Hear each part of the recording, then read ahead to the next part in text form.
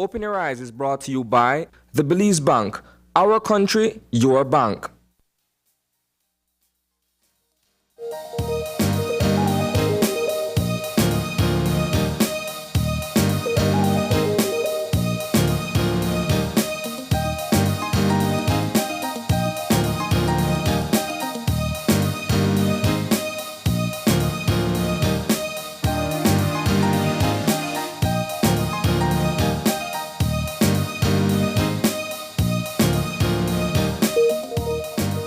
Good morning and welcome to Open Your Eyes. Start your morning right. I'm John Palacio. And I'm Marlene Cuellar, and thank you for joining us this morning. Wow, thank you so very much. It's more than a pleasure for us to be right here with you. You know, I took a deep breath a while ago there, Mar, and that simply says for me that I'm really happy to be sitting here. Yeah. Especially with this lovely weather, great people. It's a beautiful, beautiful Wednesday morning, and I'm so thankful. Yeah, except somebody accidentally shut off the March breeze. Right? Because, it was still in March. Whoever did that, they touched the button by mistake. They touched the switch by mistake. I feel the weather has a cold or something because it feels cold and it's hot then, like, I don't know, but I just want my March breeze. I think we got the last of it on that March 9th at the Lighthouse. Yes, we deserve that March breeze, man, but it's still beautiful out. We, at times wonder what the weather is like, but at the same time, we're not the pros. We'll be chit-chatting with the forecasters on duty at the National Met Service coming up a little later on this morning. But as per usual, Marlene, the first morning order of duty, after. it's the morning after, and when we say that, we're talking about last night's newscast and what were the highlights from the newscast. There are so many things to actually take a look at, especially with respect to, and there's not necessarily historical situation here, but since the start of the pandemic, which of course will be getting there, Belize City with no new cases. We'll be chatting about that a little later on.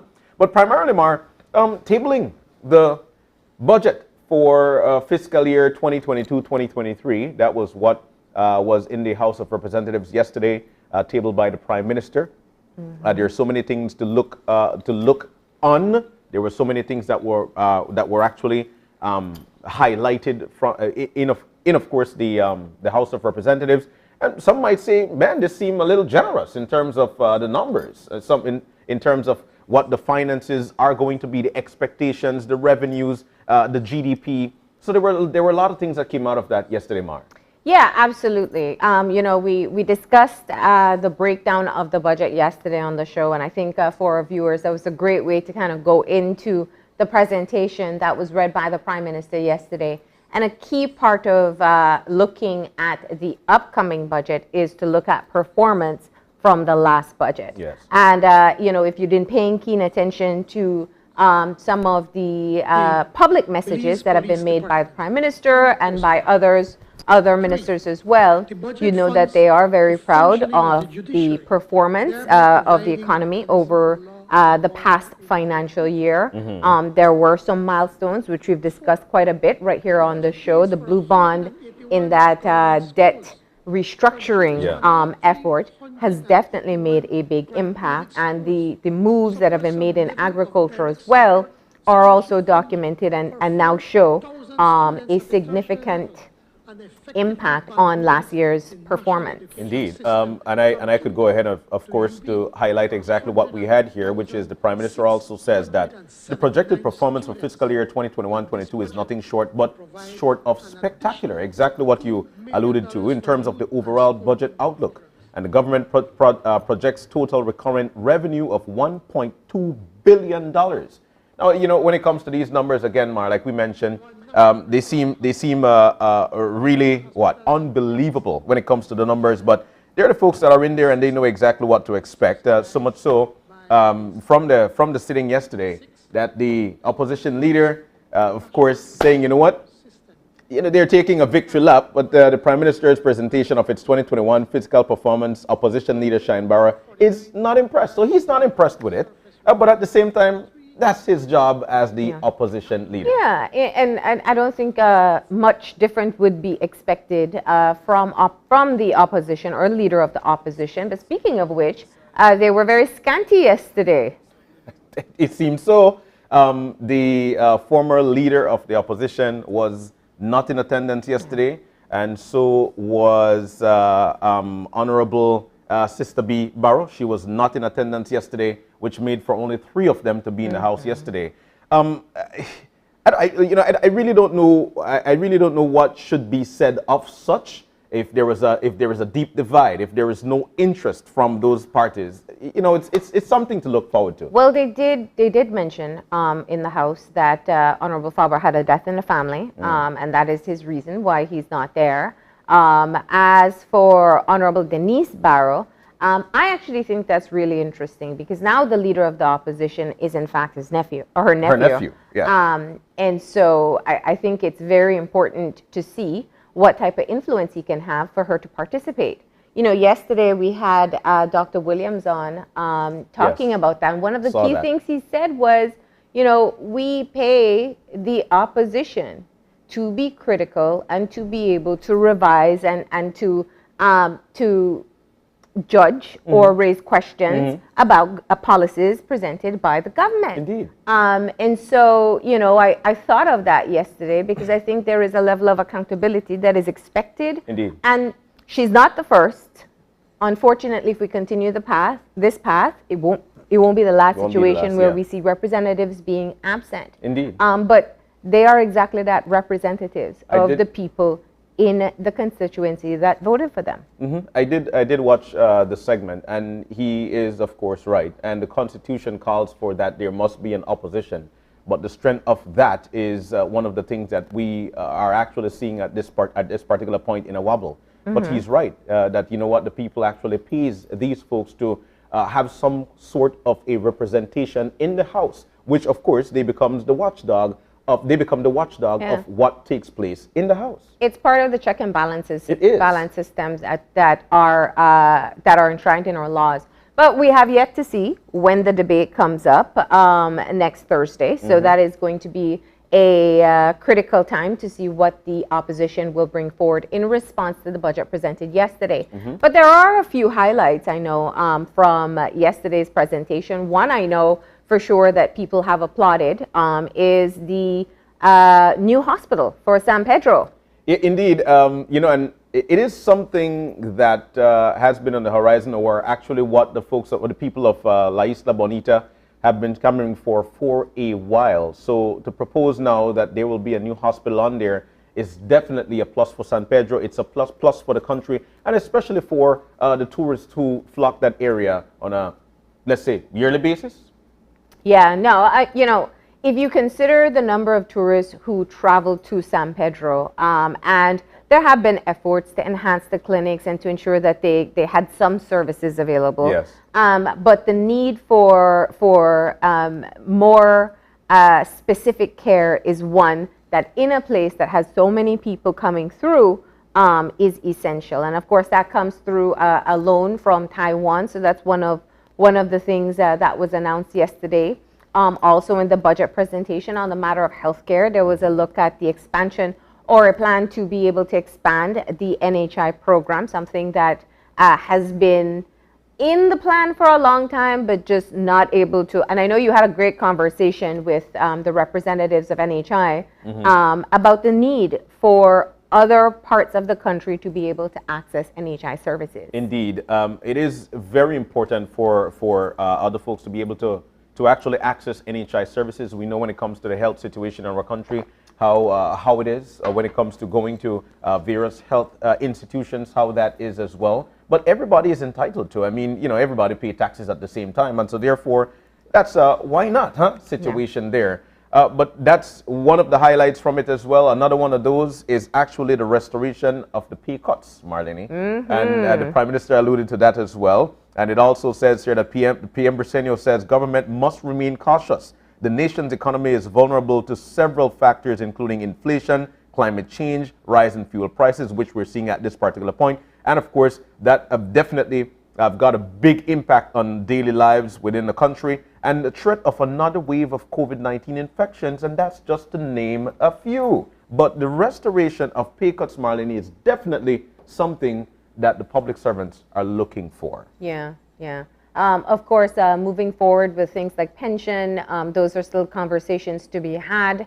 The wage bill is, as we've said many times before, as we've heard, both from the PSU and even from government representatives of the past administration, and this one is very high. So it is a huge chunk of what is earned for the country on a monthly or an annual basis. But nonetheless, we know that public servants and teachers have been asking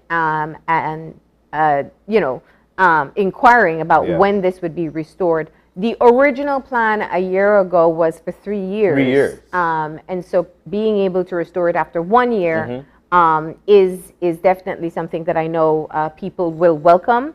The question is whether it's sustainable, and we do hope that it doesn't reach the point again where the economic situation becomes so bad that it has to be considered. And of course, that is definitely something we're hoping not to happen. Another very, very important factor or thing coming out of yesterday's newscast, Marlene, is the fact that the PM is about to, well, today, meet with the social partners to find out how they can curtail this fuel situation and what can be taken away or what can be added so as to put an ease on the fuel situation. It is at $13+ at the pump. Now that's some serious money. Yeah. It's very serious. So that meeting, of course, will be taking a look at that. We'll be on top of that in the newscast later on this evening as to what's going to come out of it. I mean, he's been asked the question many times before it hit $13. Way before. And, you know, the explanation has been the same, that even, I don't remember if he said a 1 cent or a 5 cent reduction, what kind of loss it would be for collection of taxes. Yeah. But it's interesting because just yesterday in Barbados, they also had their budget presentation. A part of Prime Minister Mia Mottley's presentation included a reduction in the tax on fuel. It's only for 6 months. They will revise it after 6 months, but it was with the same recognition in mind that the fuel cost was becoming unmanageable for the average household. Indeed, indeed, and we could see such thing across the country, and the blame, of course, is the invasion of Russia on Ukraine, and that's because Russia's oil is responsible for what, 10% of that that is being pushed across the world, and so therefore that, as much as it's 10%, it's a significant amount, and so therefore it definitely comes as a fault to why it is at such levels at this particular point. So to know that that's something that Barbados had done within for a 6 months plan, then let's see what's going to happen here. The Prime Minister also mentioned that they've got some ideas that they want to table as well, but they also want to listen to the social partners. So what's going to come out of that? Of course, we'll be highlighting that later on in our newscast later on today. Well, you know, it's great to know that they're at the point of conversation. Because at one point it kind of felt like this was a closed conversation where, like I said, the message was always the same. We can't afford to do it. We can't afford to do it. And even when we had Minister Musa on earlier this week, he said the same. But understanding all the factors at play, that people are still in recovery from economic fallout, personal financial fallout from COVID-19, businesses are still recovering, inflation is high, and you know, when you put all these factors together, it really makes for a difficult quality of life for the average Belizean. So indeed, it's good to know that that door for that conversation isn't closed anymore, and that they're looking at possible remedies. Indeed, we're supposed to have those conversations. We're supposed to be asking these questions, and as a people, we're supposed to try and find new ways of how we could actually get things at a low, so we're able to live and live comfortably. At this point, that's where we're trying to go. And you know, those are just some of the news coming out of last night's newscast. And because of time, Mar, I've got to say though, and of course, jump into the coronavirus situation that we are in. Yesterday, seeing somewhere around what, 20-something new cases of coronavirus, around 30 recoveries, 25 new confirmed cases, and 30 new recoveries from coronavirus. But strangely so, that from the start of the pandemic here in Belize, since Belize City contracted its first case, yesterday was the first time that Belize City recorded no new cases of coronavirus. And I found that alarming, Mark. We had a big event of the Belikin La Ruta Maya last week. A week thereafter, we're seeing no new cases in Belize City. Knowing what took place at the Belize Civic Center, knowing what took place in Burrell Boom and Doublehead Cabbage, no new cases in Belize City. Is it because of tests? Nobody wanting to go out to test? Or is it factual that, hey, no new cases in the city? Well, you know, I always feel like anytime we start to celebrate these things, we see something else after. No, and I do hope people are testing. I do hope that if people don't feel well, that they decide to go to get tested so that they don't unnecessarily expose people to COVID-19. Very encouraging to see double-digit numbers and numbers below 50. And of course, we are all hopeful that it continues on this path. So it means that we must continue to keep cognizant of the fact that yes, the virus is still in the country. It's not as prevalent as it was in January, where you had to worry. You know, you look over your back every minute to see who's coughing. When somebody sneezes, you get nervous. So there's a lot less anxiety over it, and I do hope we can maintain it. I definitely hope that we are able to maintain it, but scary enough, China is showing a rise in cases, Europe is showing a rise in cases, and we know that Hush your mouth. Hush. No, I know. I mentioned that to somebody earlier this week. The indications have been there. They've now confirmed the Delta Cron, which is the combination of the Delta and Omicron variant. BA2 is what's causing the spread in some parts of Europe and in China, which is the stealth Omicron. But you know, I'm hopeful that they'll just stay that side. You know. You know what, Mar? I'm with you. I hope so too. Again, juice a laugh in the morning because you know we see these things. Like if every day you pass a yard and every day that dog bark at you, if that even though they remove the dog, you're gonna feel like the dog is barking at you. And so therefore, that's where we are. Let me not be an ostrich about. I mean, we have to be optimistic. It's important that we are. I think even in the Prime Minister's presentation, he was saying, you know, these predictions are made with the exception of major events happening. I mean, it could be hurricanes, it could be another wave of the pandemic, and so. Yes, things like the Delta Cron has been detected in some countries. They know very little so far, including the U.S. So I think a few places especially must remain vigilant. Those who work in the tourism sector, very much so. Very much so, and those who work at international border points. Yes, border points, thank you. They also have to be very careful because those would be points of entry for any new variant. Yeah, and let's face the fact, these variants aren't actually originating here, and so therefore folks at the border points are very, very vulnerable for such thing. And so let's try to be very vigilant, like we're mentioning here. If you feel any kind of way, then please go on out to get tested. If you haven't received your coronavirus shot as yet, then go on out there, get your vaccines, and let's try to continue to live as okay as we are at this point. And if you notice, I use the word okay. Let's try to live as okay as we are at this particular point. There is no curfew in the country. Folks are able to walk around outside without masks, and we want to keep it that way, man. When you go in a public place, of course, you might want to put your mask on because we're mandated to do so. But going outside, let's enjoy the fresh air. All right. But it is that time of the morning. We do hope that you got exactly where we were coming from with respect to breaking down what the newscast had mentioned yesterday. It's that time of the morning, Domar. We move on with the eye-opener. That's right. And our eye-opener, taken from dailyom.com, goes like this. When we are carrying the burden of our unprocessed pain, sooner or later, it will inconvenience us. Many of us are going through our lives aware of a well of pain underlying our daily awareness that we've felt for so long, we aren't even sure where it comes from. It almost seems as if it's part of who we are or the way we see the world.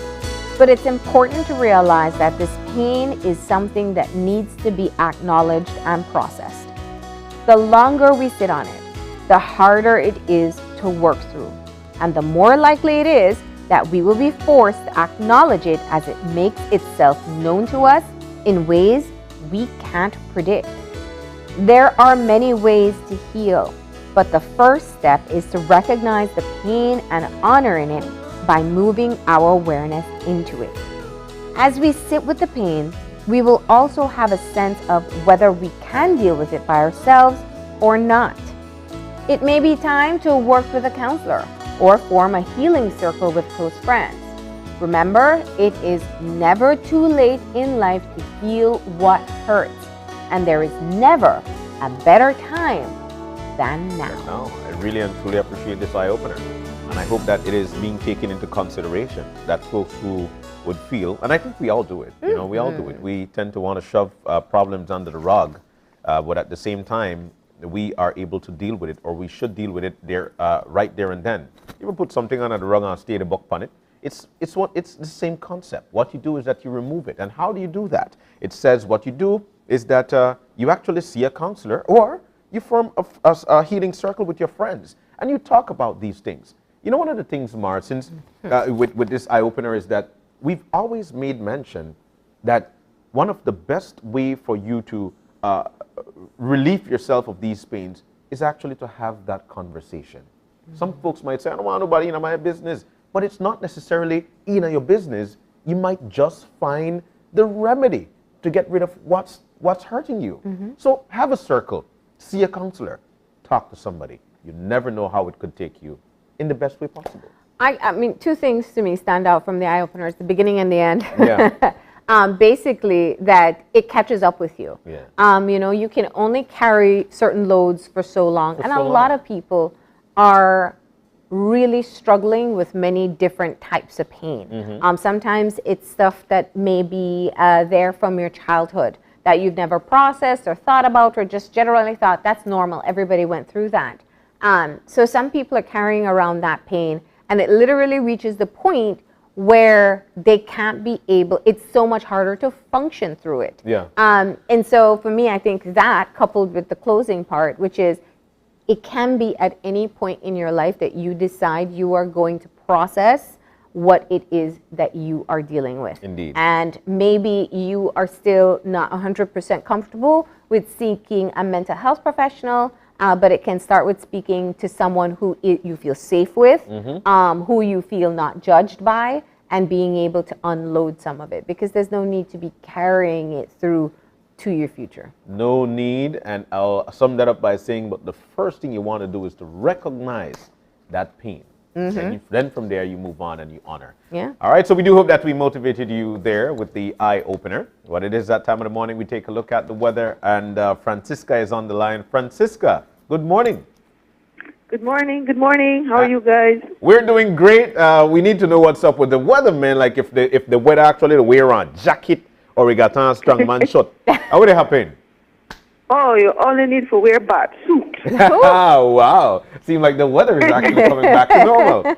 Francisca, let's get on into it then. Let's tell us about the general situation. Okay, so we are seeing fair weather conditions, and that will support sunny skies today, partly cloudy skies tonight, and showers will be only isolated. Which means that our winds should be cool. Winds out of the east, 5 to 15 knots, and producing light chop seas, and that will produce 2 to 4 feet waves beyond the reef. All right. And what's up with the temperatures, though? Highs and lows for today and tonight?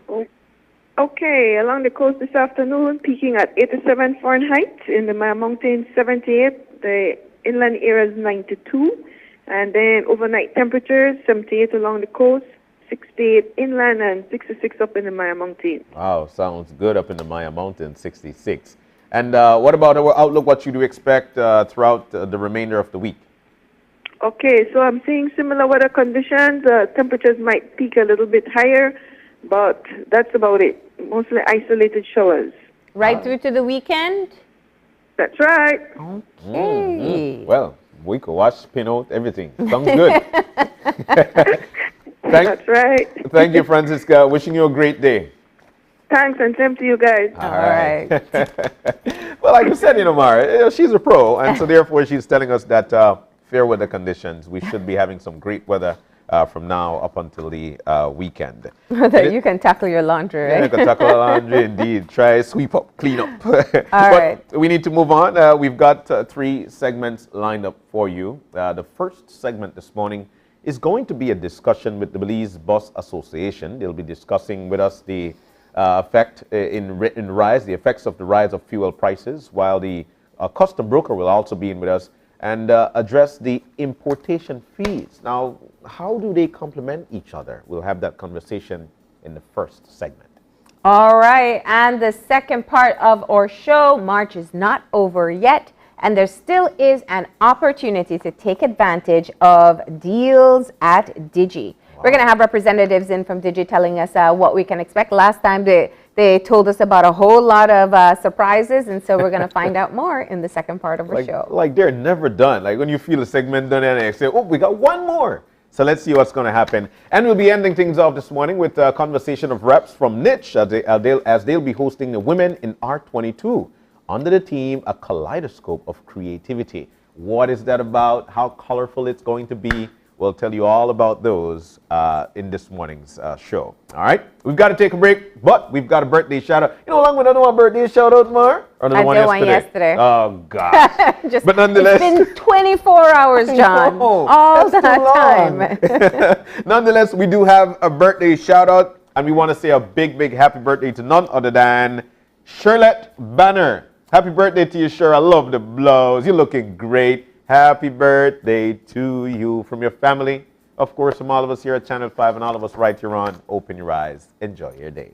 We're going to take a break. When we come back, we'll dive directly into our first conversation. Stay with us.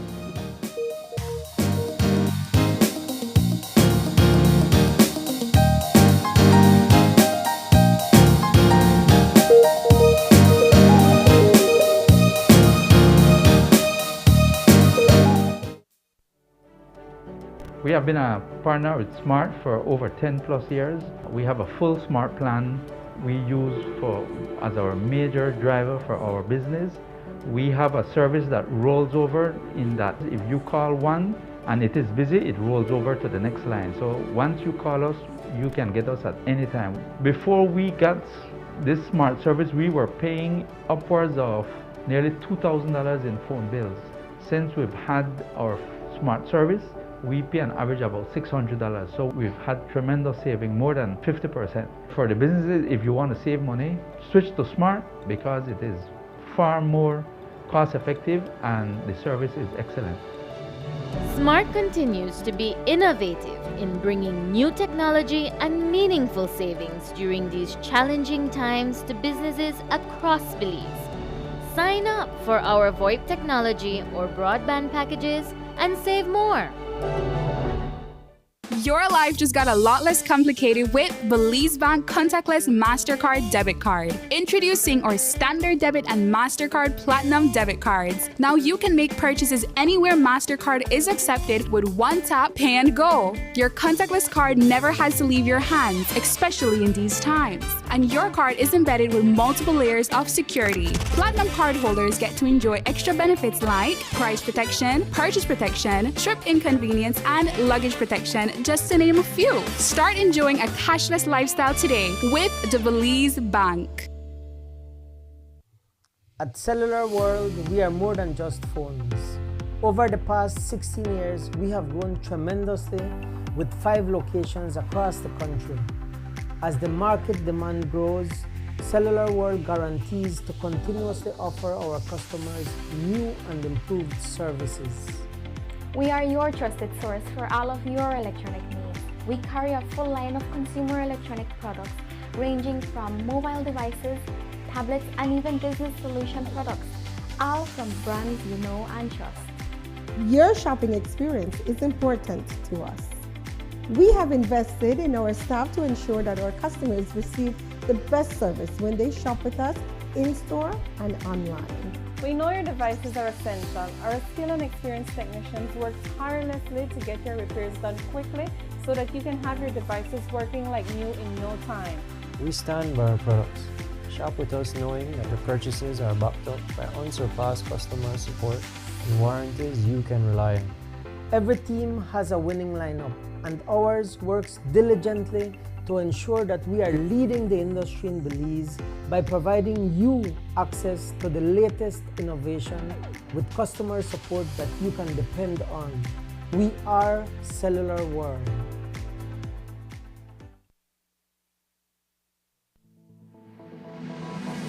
Applying for a Social Security sickness benefit? Here's what you need to know. A complete claims package include 1. Sickness claim form fully completed by the claimant and medical doctor. 2. Salaries record form completed by the employer or HR representative. 3. Proof of bank account such as bank book, online banking, or statement displaying your name and account number. To submit via email, you need to take a clear photo or scan of the documents and email to claims@socialsecurity.org.bz. Be sure to include your full name, social security number, and benefit type in the subject line of the email. Or you can drop off all completed forms into the Dropbox slot at the nearest branch office. Deadline to submit is 14 days from your first day of illness. All forms are available on the website at www.socialsecurity.org.bz. Social Security Board, safeguarding you, your family, your future.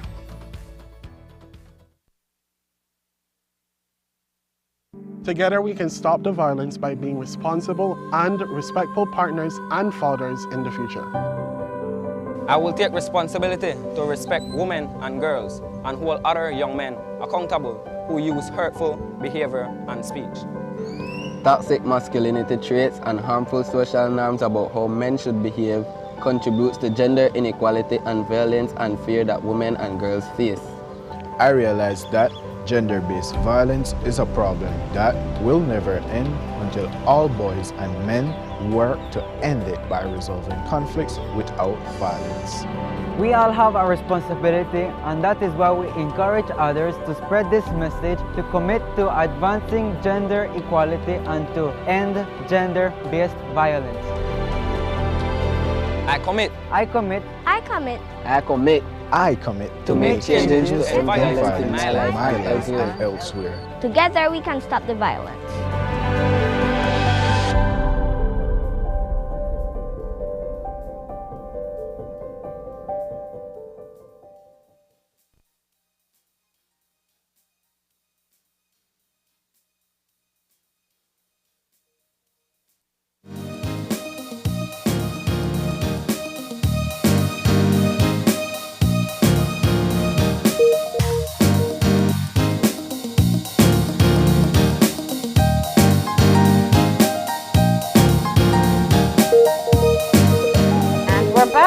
Just like that, we're back, and we're moving now into our first segment for the morning. And like we mentioned, this conversation is definitely going to be a very interesting one with the Belize Bus Association as they discuss the effects of fuel, the rise in fuel prices, while also with us is a custom broker who will be addressing the importation fees.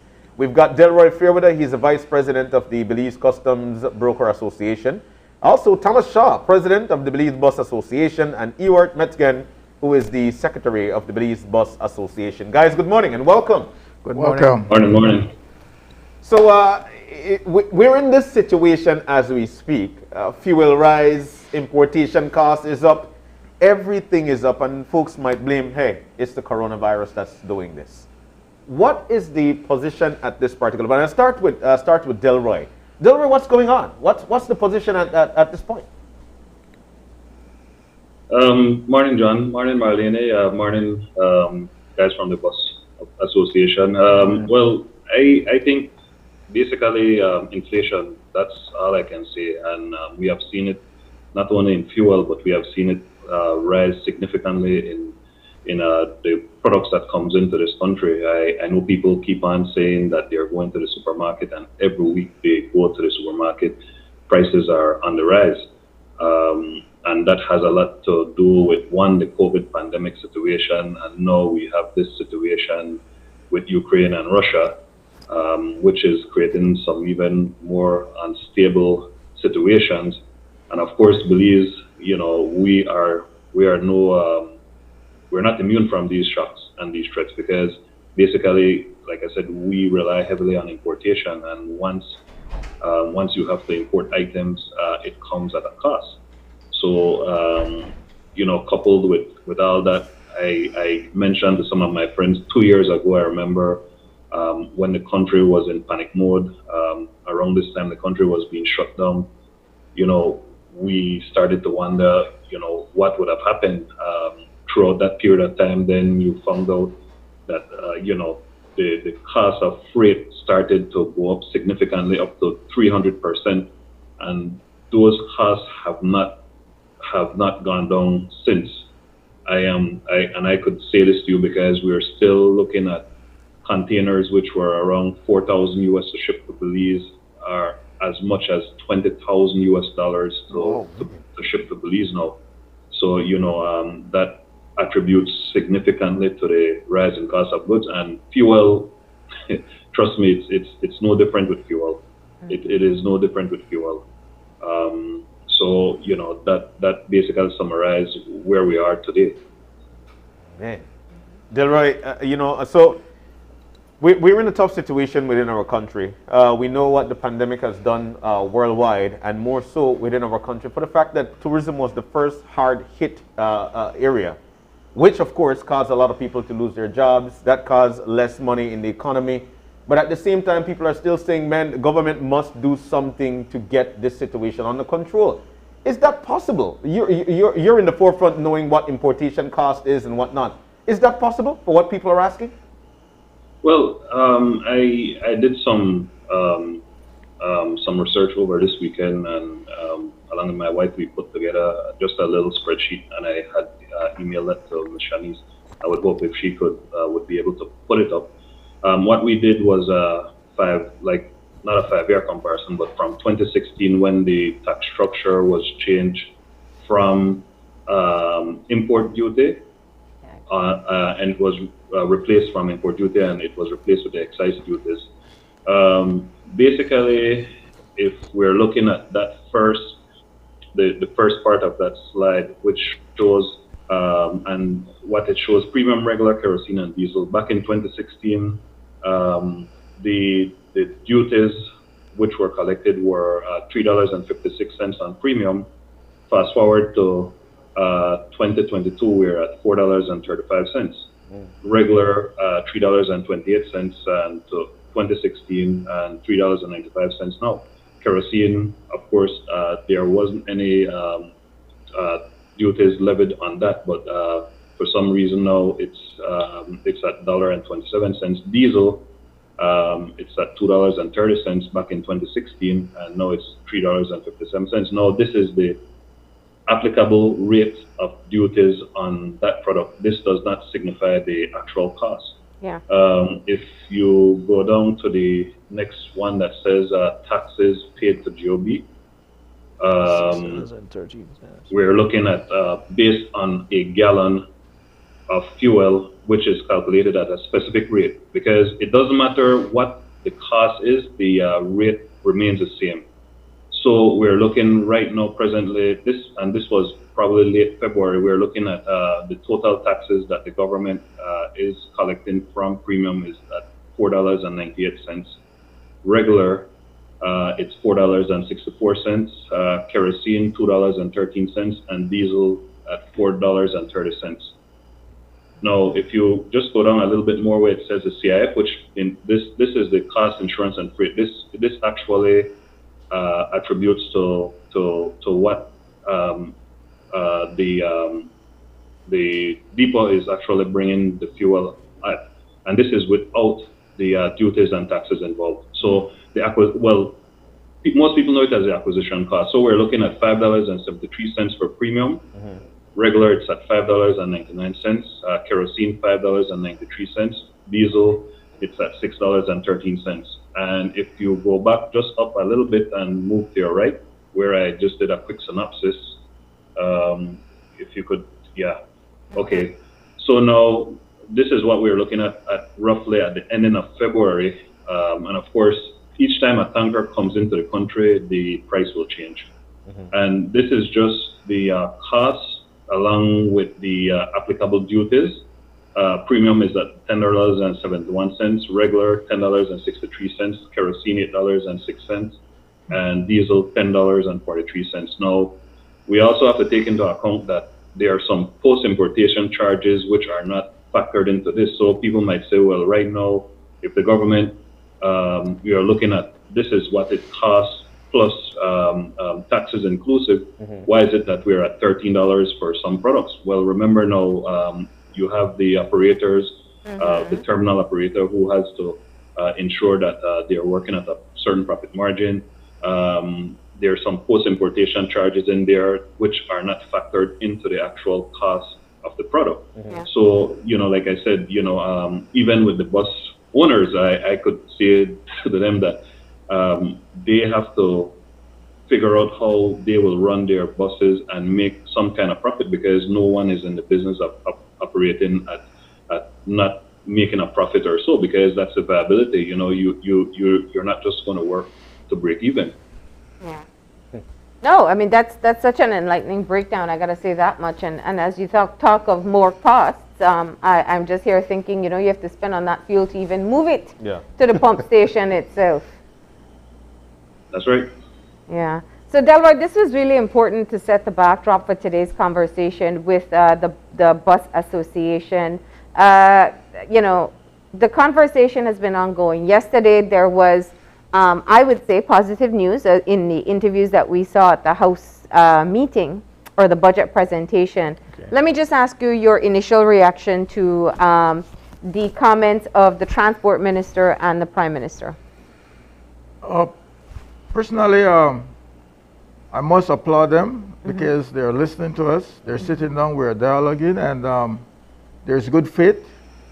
As I had mentioned, we are still waiting to make sure that it materializes. As I said, we don't want to know that next month we'll be sitting at the table again or to be reinventing the wheels, discussing the same thing. But as I said, I must say that we're more than happy because what we are doing, basically, it's not for myself as the president or Mr. Metzkin. This is throughout the country, and everybody is actually hurting. Yeah.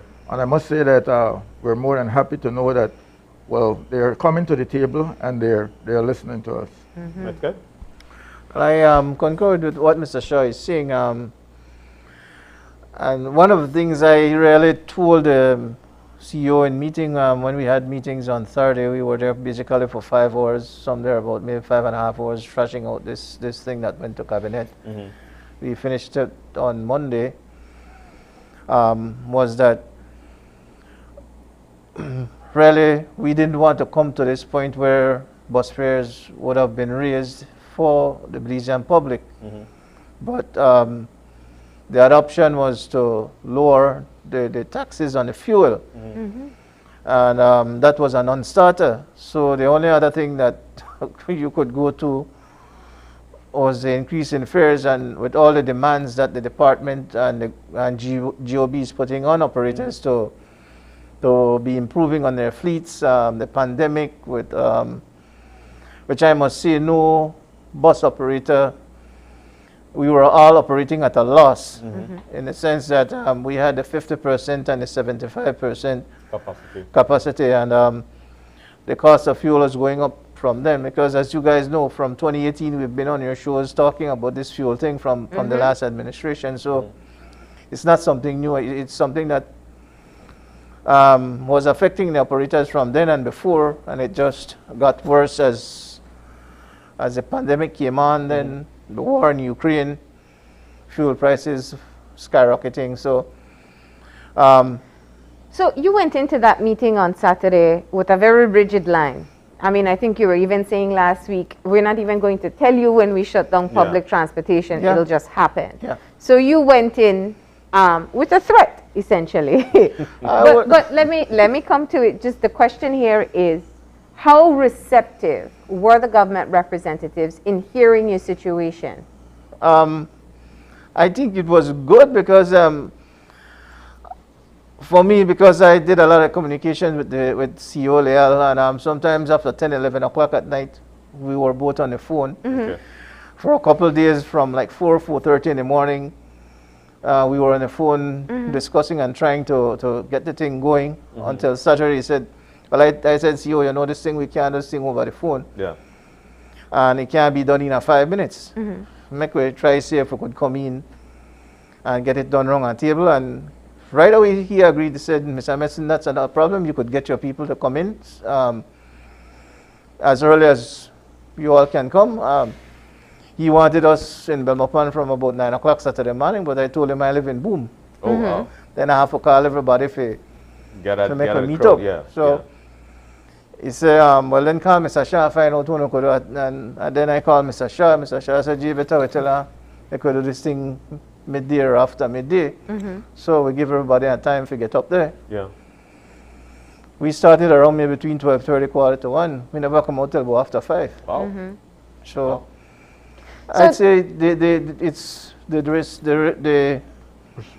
response from them is good that they met with us. So the proposal that you originally had was for a reduce in the taxes on fuel for bus owners or across the board? Across the board. We went in there to see if it could have been done across the board. But like I said, they said that that can't be done. Government can't afford to do that. Because that was your way of getting some relief without passing on the cost to customers. Yes, ma'am. But they said that's a non-starter. So the only thing they could have done was to look at bus fares, whereby we were telling them that for 30 years we have not raised the bus fare. In 2017, 2018 thereabout, there was an adjustment because if you in some areas got a percentage, some areas didn't get any. In the south, the operators down there in some stages of the run lost $1 and $2 from off the original prices. So it did not balance out with what was done in 2017 and 18. So that's what we looked at to try and see how we could balance that. So I know you brought your table to tell us all about how prices have remained the same for 30 years. Yeah. But before we even get into that, I know people will be watching and say, well, you haven't done anything to your buses in 30 years. All right, you come back to the same thing. The high cost of operation. No lending institution. If you guys could get the lending institutions in there one time, I said they're not lending anybody $100,000, $200,000 for a 2-year road service permit. There's no way an operator could pay back $200,000 in 2 years. Then you have the political interference in the industry heavy. That's basically one of the most important things when they affect the industry. Political interference. Yeah, because then we don't really have no control over industry. They decide who get run, who no get it, and what part they put you. So, and some runs are more lucrative than others. Yeah, but let's come back to this, and I feel like deja vu because I know that this was a part of the conversation we had when you were raising your concerns about the Mexican Guatemalan buses that were stopping in Belize. And the issue remained the same. You get a short-term contract, so you could run this run for 2 years. There's only so much you're going to earn. The cost of a more modern bus, we don't even have to go Premier, but a more modern bus is expensive, and Delroy maybe could give us insight with the import cost for that as well. And so that's your reason why you're saying we're still carrying on with the retired school bus fleet. And they work for Belize. Do they? In the sense, when it comes to maintenance costs, I'll put it this way. You see, the old Bluebird bus and retired buses from the States? Yeah. Any operator that Belize service those buses, brakes, tires, make sure everything properly to work. We could drive the bus back in the US. Then you bus with Floral like that, and stop right at the Mexican border. Why do you say this? The safety, when it comes to the safety tests done on these buses, it's far more rigorous in the US when it comes, because those buses are used for children, for students in the US. And the transport in the US is much harder when it comes to the safety of their kids. Okay. So, one of those buses, if you take one of those buses, one that, like for instance, Florale has, you take one like Premier Charters have, the coach buses they have, and a Bluebird bus. You run those into a solid concrete wall and judge for yourself. All right, but you do a crash course.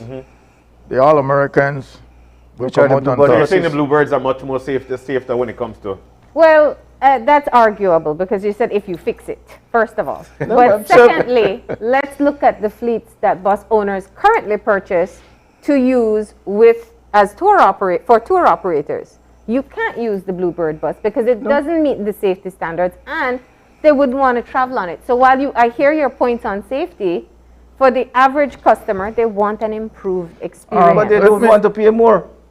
They want it for the same price. And Marlene, it's sad to say it, but and for the public listening, a lot of people figure that when these buses came in that Florala brought in, it's the first air-conditioned and buses with reclined seats, which is so sad, because if you guys can recall, in Novelis days, he didn't have a U-turn bus. He had a Mercedes-Benz, which is a top-of-the-class line bus.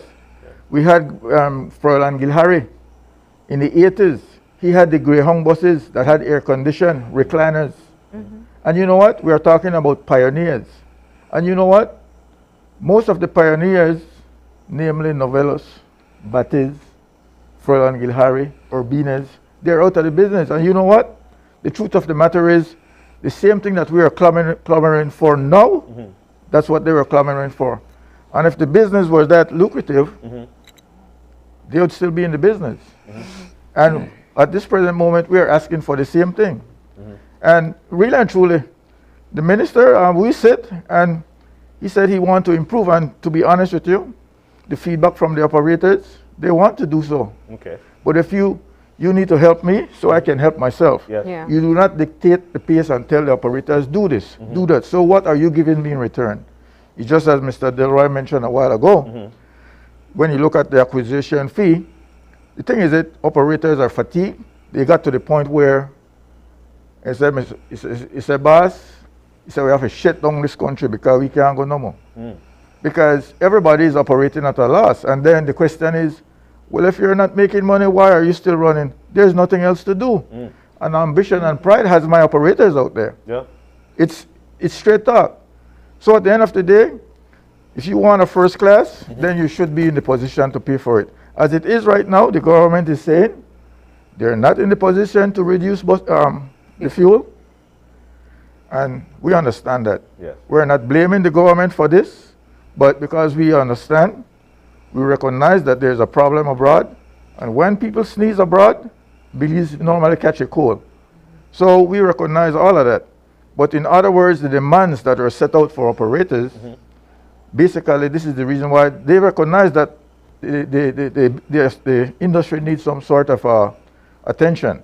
Because really and truly, the industry has been in existence for all these years. Yeah. And honestly, they take the industry lightly. And this is an industry without buses, believe stop. And it's good to know that they are coming to the table now and recognizing that the industry needs some sort of assistance. Throughout the pandemic, no bus operator got any assistance. Absolutely. It's a shame when people would ask you internationally, are you guys industry subsidized? No. The ordinary operator has to go to the pump just like any ordinary person and buy fuel, and we get no discount. So at the end of the day, operators want to improve. But in order for us to go forward as policymakers, we need to come to the table as a responsible leader, as the president of the bus association. I see where they're dialoguing with us. So I told my operators, let's stand back and let's see what's going to happen. Because if we're dialoguing and then we're in a discussion, and then tomorrow I shot you in your leg, then that doesn't make no sense. Both of us fight, nobody wins. Mr. Shaw, you made mention of something very important. You told your operators, let's stand back. I want to get into what the conversation, or why you guys, even though you had the conversation, are deciding to stand back. And then what happens if the stand back doesn't really work out. But before you do that, the transport minister made mention that, and it was in the news yesterday, that too much bus operators up on the road. What are your thoughts on that? Is that so? Well, to be honest with you, the bus operators are not out there because they wanted to. We went down this road already, whereas you know that most of the operators had sold out to the Novelis brothers, and they wanted one national bus company, okay? And this is the reason why we are fighting, because we've been there, we've done it, and we saw where that went. The bottom line is that the Novello brothers were the only company, they didn't have no competition. In the West? No. Countrywide. Even though you had James? Just James, but James was in his own. But what I really want to come to and let the public be aware of, because they haven't came up here and really discussed that, and everybody is just looking at the 30 million. Okay. But they said they wanted to improvement, and in reality they brought in quite a bit of air-conditioned buses, nice buses. But and really, Batis was out, Froland Gilhari was out. Urbina was out. Escalante was out. And Novellos had all of this business. And in reality, they said progress brought problems due to the fact that, yes, he got this money. They're trying to improve. That's what the government wanted at that time. But you know what? He was asking for the same thing we were asking for now. And even though he didn't have competition, he still failed. So even now, with this mega investment that this operator is bringing in, operators need some sort of assurance to know that if you invest, your return will be there. Because I heard Mr. Vanze mention on your show that, the question was asked if our invitation was actually handed out to him. No, we couldn't give him no invitation because he didn't consult with us when he came in, and we are not against Ferrara, or making that clear. We are not against in changes. We are not against transformation, but it's the way they came in. The bottom line is, if you want to, a run wasn't built, you cannot build a run in 24 hours. Okay. And all my operator gripe was that if you're coming in, then you try to apply for runs that are not established. You don't come in and apply for an established run. But and I think this comes back to the larger problem. When we talk about, and we've been joined by the Chief Transport Officer, the Minister himself, and the CEO. And I've heard it from you before in previous conversation. There is a need and there is a desire to upgrade the transportation system in the country. But there are a lot of things that have to be fixed from all ends. And the issue of runs and how they're granted and who gets a permit, when they talk about too much buses, it's not just that there are too many buses, it's that people want the more lucrative runs. Yeah. And that's what happens. Everybody wants when the rush is going to go. There's too little of those. So with that said, we know we have this transportation master plan that they're trying to roll out.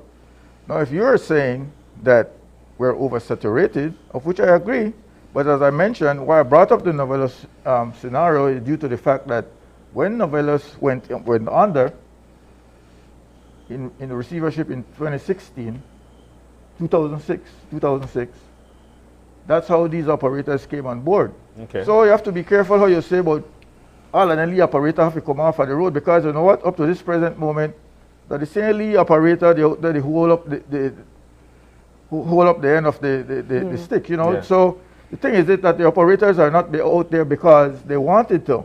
They didn't have no buses that were running. So they had to call school bus, and that's how these operators got out there. But I guess the question is, if it's not oversaturation, which is what some people say, but I see it differently, that it's just, there's only so many runs, as Ewart says, that you'll actually make money from. Right. If you're doing the middle of the morning where nobody going to work and maybe just to come in to do some kind of business in an urban area, it's not as much as the work rush. But is there openness from the end of the bus association for, I know that's not the issue of today, but after we get past this one, it'll still be an issue it's been lingering for a long time.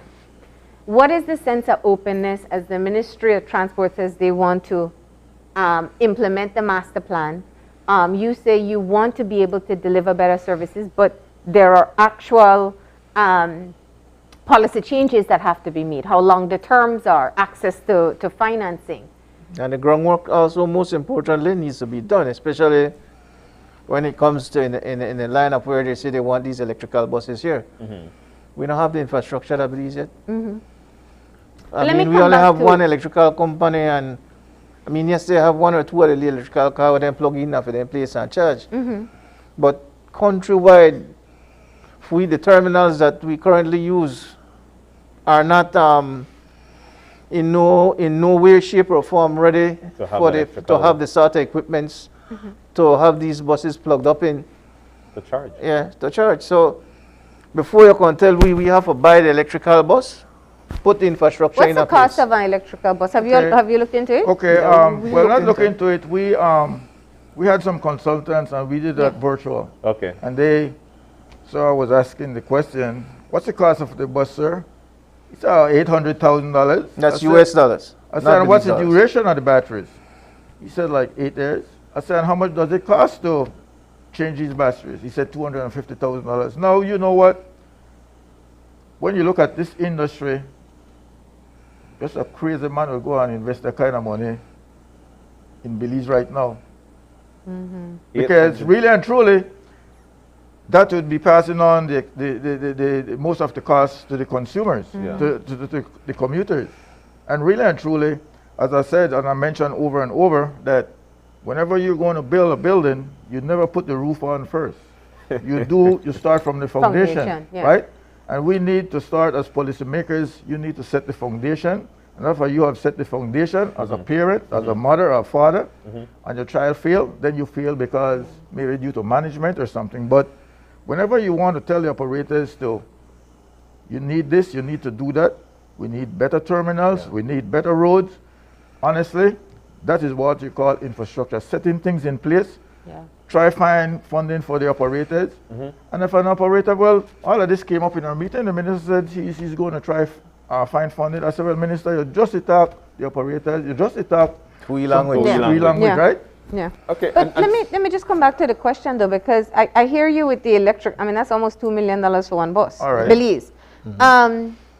But the assessment of the runs, how open? Because anytime there is a suggestion of a change in runs, there's an upset from bus operators. Maybe not the whole association, but from bus operators. Well, based on that, Marlene, is that what we are looking at, and we're not looking at it at, we're not trying to be selfish or trying to keep anybody out. But all we're saying is, if you want to bring in a foreign entity or anybody that want to come and invest into our industry, transportation. As I said, it's the only industry that is left that is owned and operated by Belizeans. And this is the reason why we are so adamant on making sure that this remains in the hands of Belizeans. Because some people say, for argument's sake, I met Mr. Vanze the first time they brought in the buses. They took us to their office, and he said, this is what the buses cost.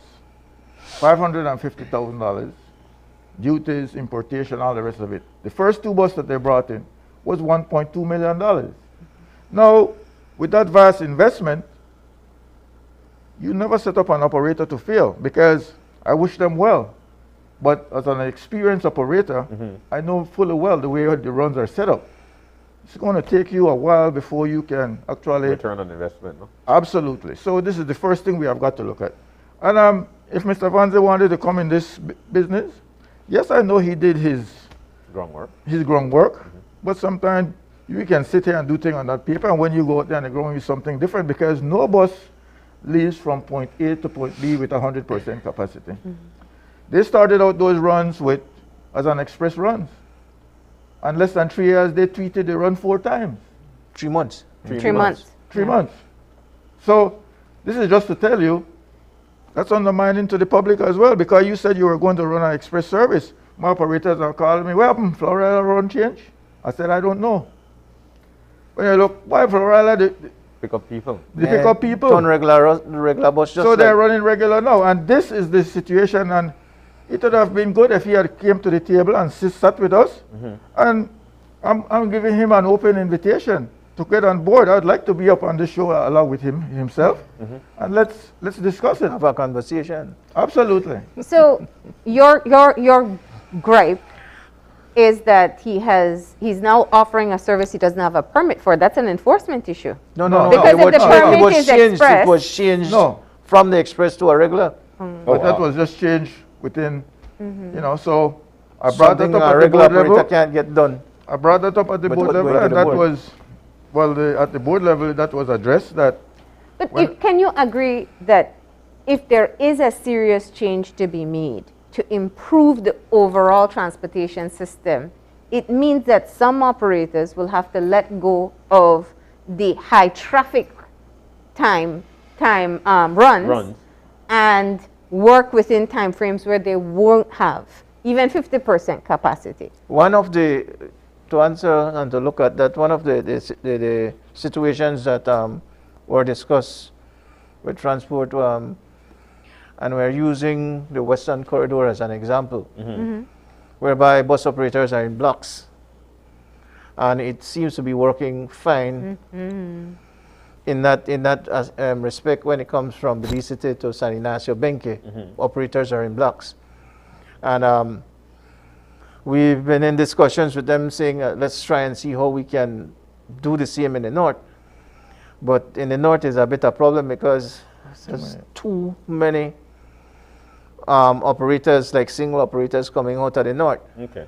One of the suggestions to fix that was, and this was suggested by the minister to us and also CEO, the CTO, that to try and see if the larger operators could incorporate the small operators into their business. And in that aspect, you can then block off the north, maybe having maybe 2 or 3 large And that was another question I have. I mean, how's the cooperative system working out? Is that not something that can be replicated in? Yeah, that's a perfect example. Yeah. The BBOC situation is a perfect example of getting. Because then at least when I get the lighter load and you get the heavy load, it all comes back to the same company. Yeah. What happened is with the BBOC thing, I am also a member of the BBOC. Okay. All runs are rotated on a daily basis. Maybe today, if you start at 8 o'clock today, tomorrow, on 8 o'clock, you're on 8:30. Okay. So your share, everybody the more profitable runs, get a piece of the pie. A piece of it. So there no one man they get the same run every day with profitable. He shares amongst us. So you will have your downtime, you will have your uptime. Yeah. Now, time is not on our side, but I really want to ask this. You guys have mentioned that, all right, so we're gonna relax because the conversation have started. But is it because the conversation have started or because you've been promised something and there is a timeline for it? Well, the conversation, yes, and it's still ongoing. But as I said, we have passed that already. It doesn't make no sense for us to be moving the goalpost. Okay. As I said, so on to stick that in at the ground now. Absolutely, yes. We can't move the goalpost. The bottom line is, if my operators, if we are not really given what we are being promised, then, as I said, we go from there. Have you given you a timeline for that?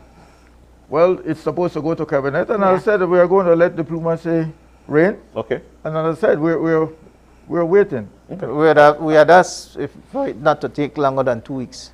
So you've given a 2-week deadline. Well, is the public transportation shutdown off the table at this point? No, that's still on the table. That's still there. So if in 2 weeks nothing happened, you're looking back at that. Secondly, you want a fare increase.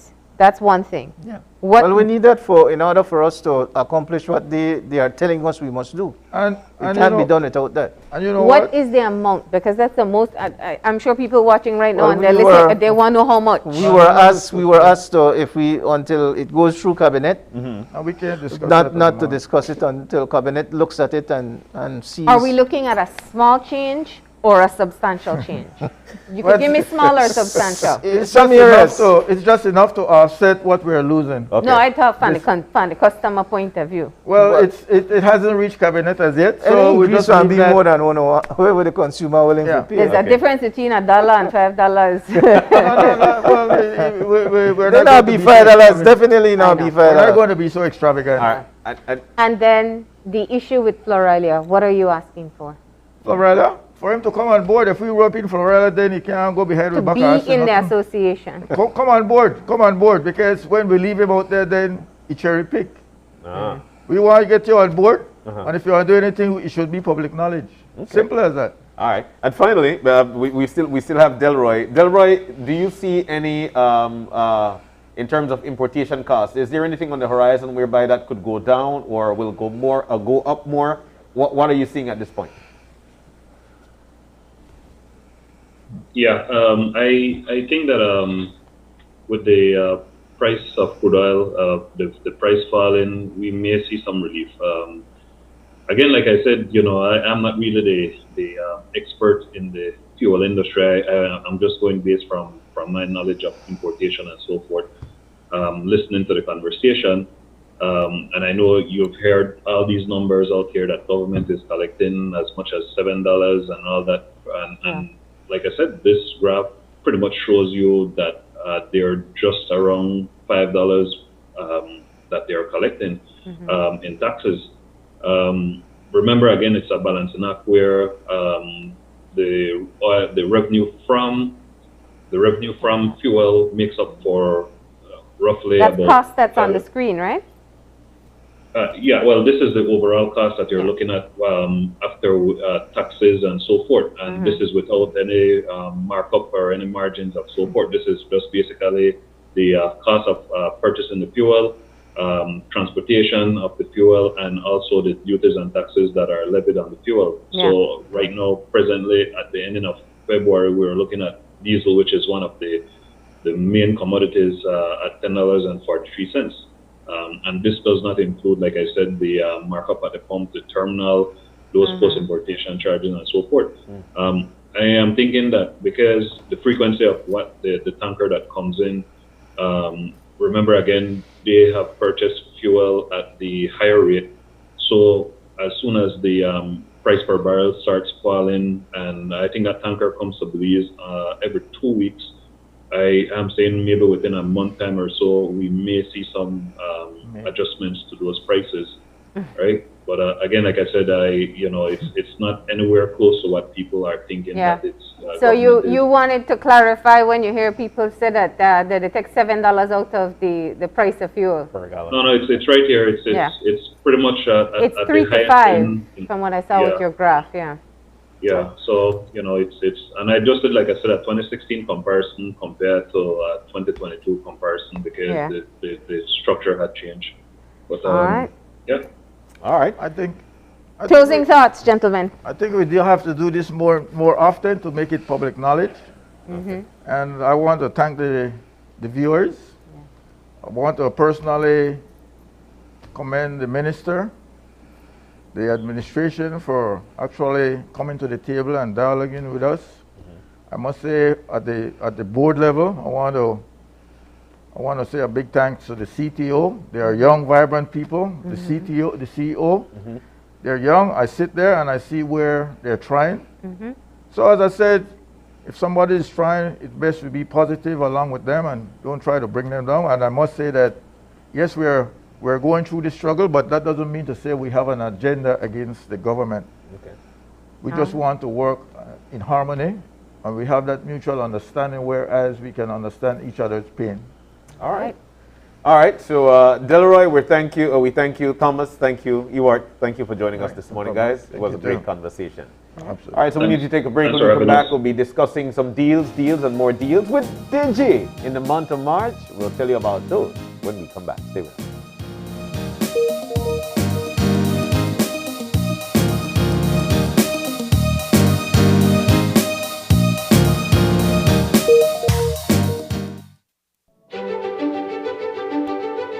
Technology is ubiquitous, and it's transforming how, when, and where we work.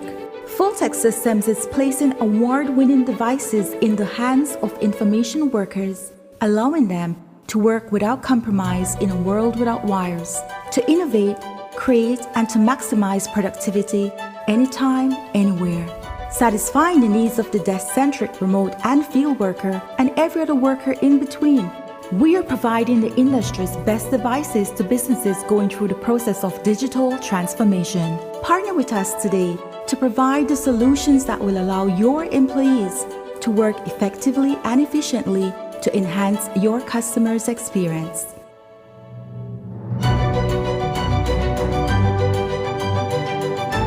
Fulltech Systems, your technology center, where you'll come for the price but stay for the service. diseño merece tener una conexión de internet de calidad, rápida y confiable en su hogar. Para clases en línea y trabajo desde casa, es la nueva forma de vida. Diginet es el proveedor número 1 de servicio de fibra óptica, impulsando la transición digital de Belice. Y ahora nuestro servicio de Diginet es aún más accesible con nuestro nuevo plan de entrada. Por tiempo limitado, tú y tu familia pueden disfrutar de 20 megabits por segundo por solamente $49 mensuales.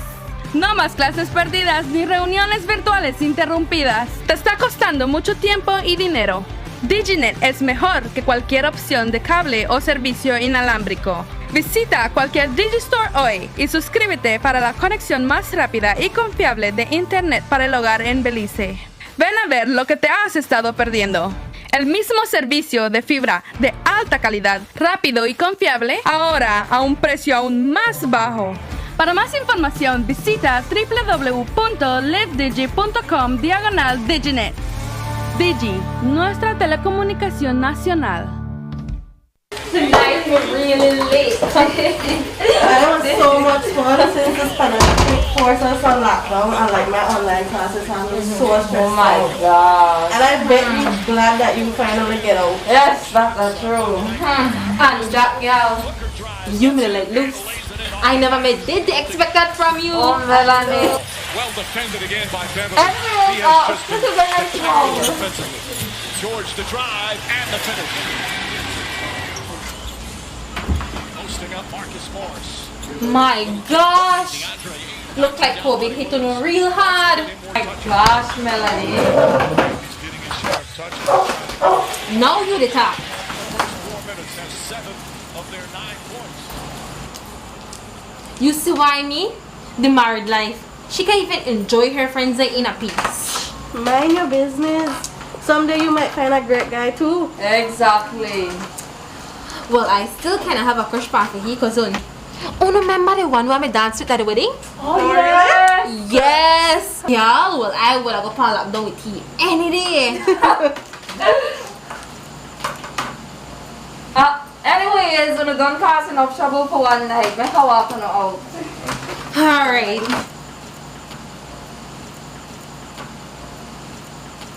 Now I believe I have to go to that place at 5 o'clock tomorrow. Bye. Bye.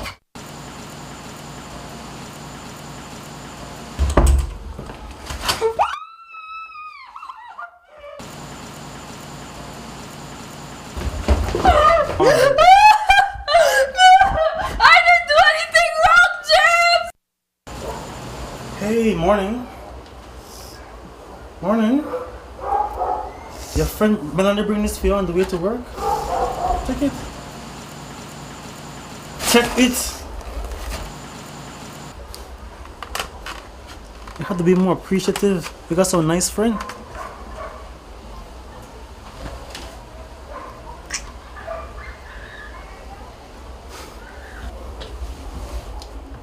And remember, nothing never happened last night, right? Right?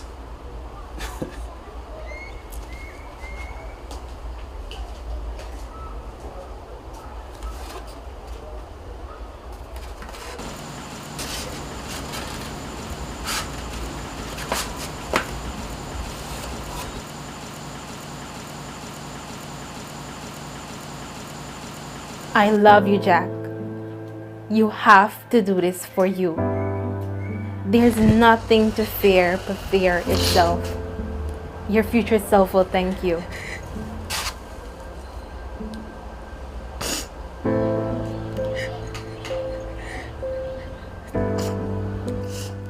No.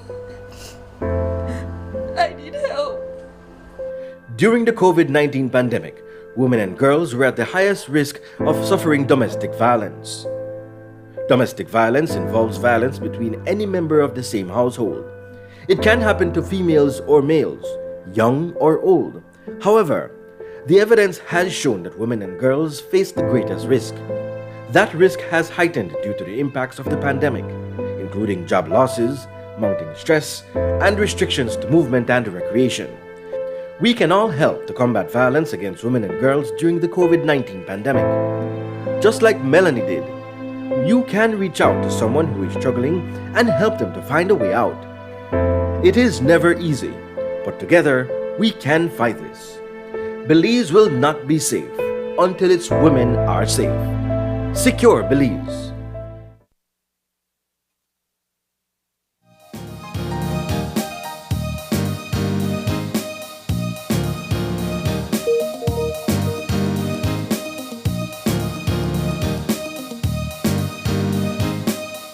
Welcome back to Open Your Eyes, and we're moving now into our second segment for the morning. This one is all about deals, deals, and more deals. I mean, who wouldn't want a deal, huh? And that's exactly what Digi is about to promote. Steal deals for the month of March 2022. Now, Kenny Simpson is in with us. She's actually the solutions specialist at Digi.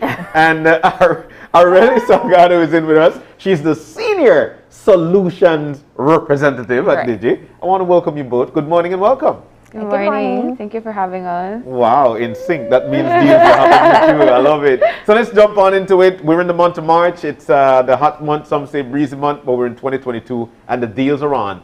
Let's go. Right. What are the deals?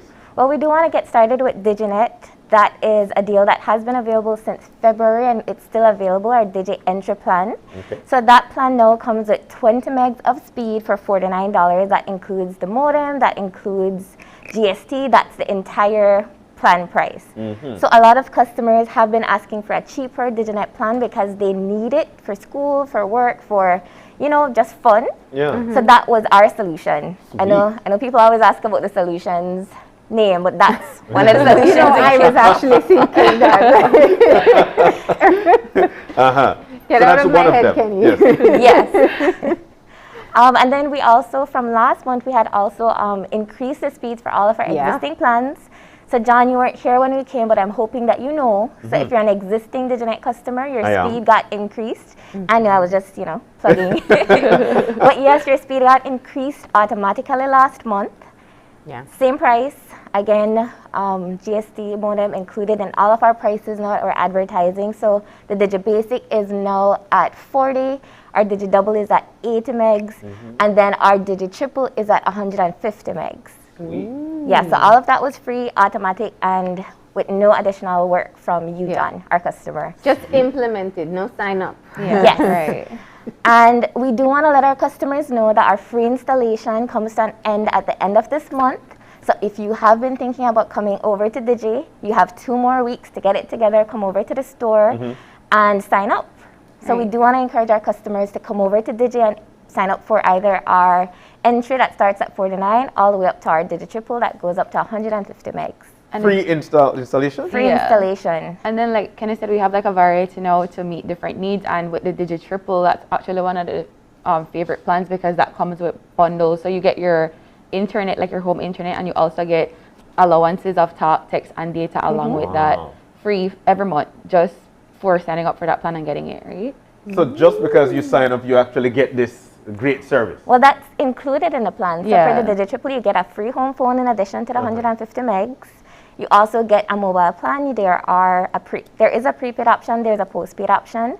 So you get that included in your bundle. So while other people are saying this is our price for that speed, we're also giving you value-added services included. So that's every month you get an allowance for data, talk, and text, and your home phone. You hear what she said? Free home phone. I remember the days you had to pay for that. Now you're actually giving free home phone. Yeah. All right? Bring them on. Deals, more deals. And even the mobile plan, I mean, that's having all of it together in one payment is so convenient. Right. Exactly. So you don't have to worry about getting credit.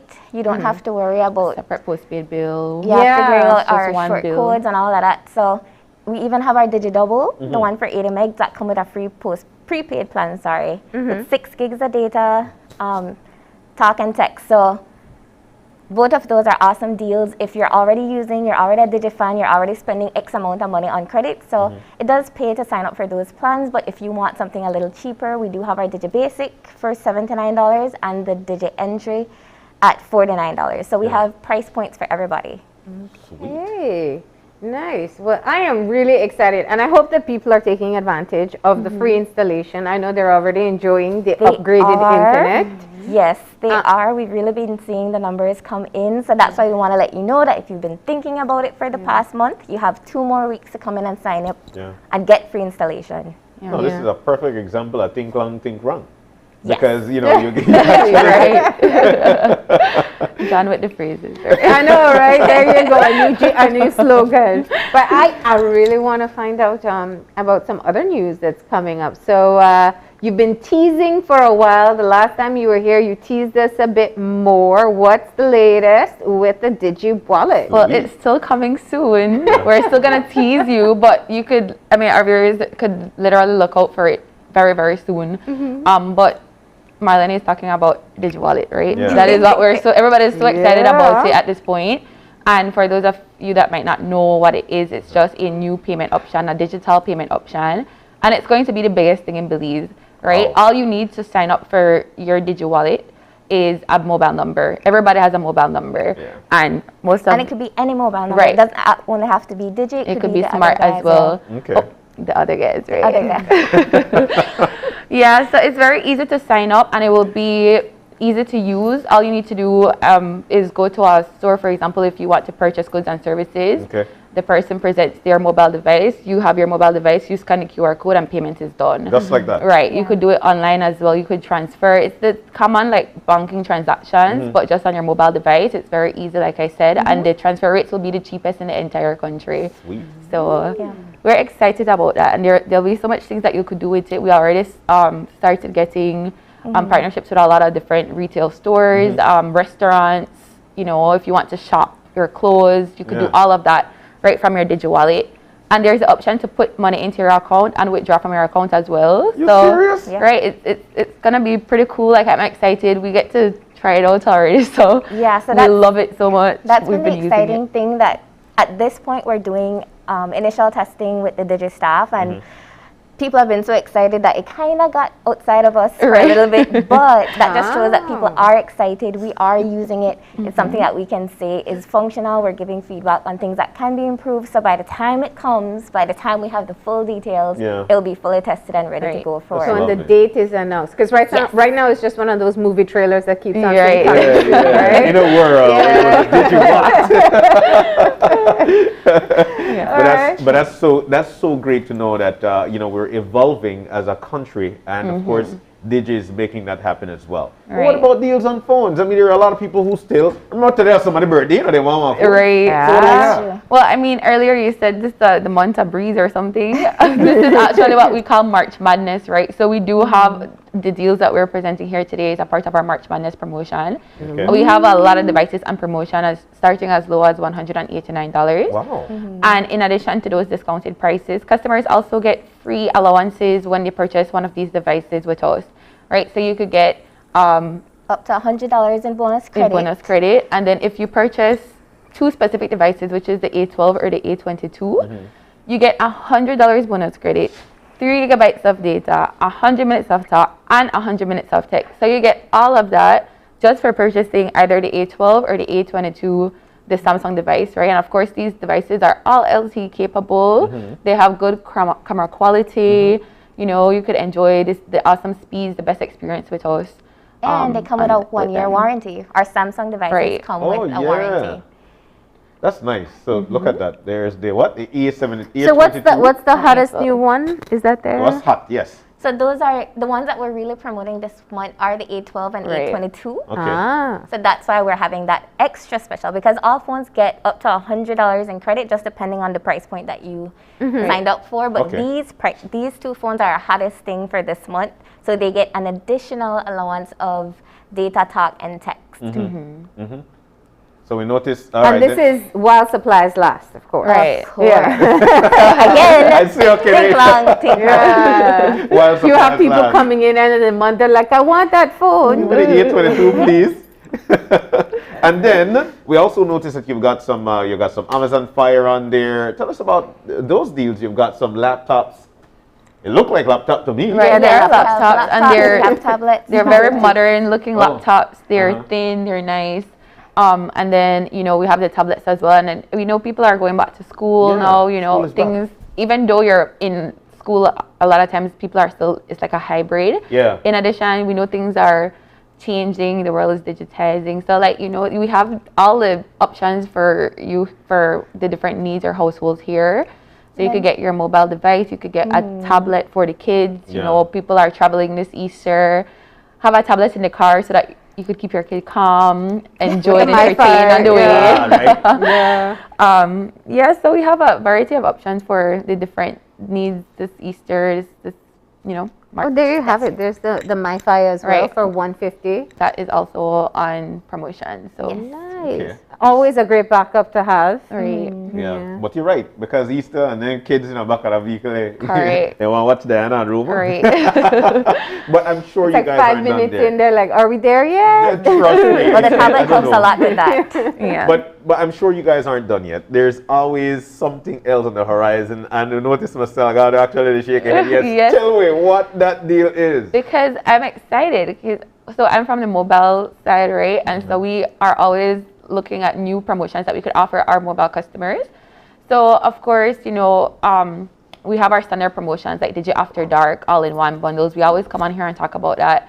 But right now with our Digi After Dark promotion, customers are actually getting 2 gigabytes extra.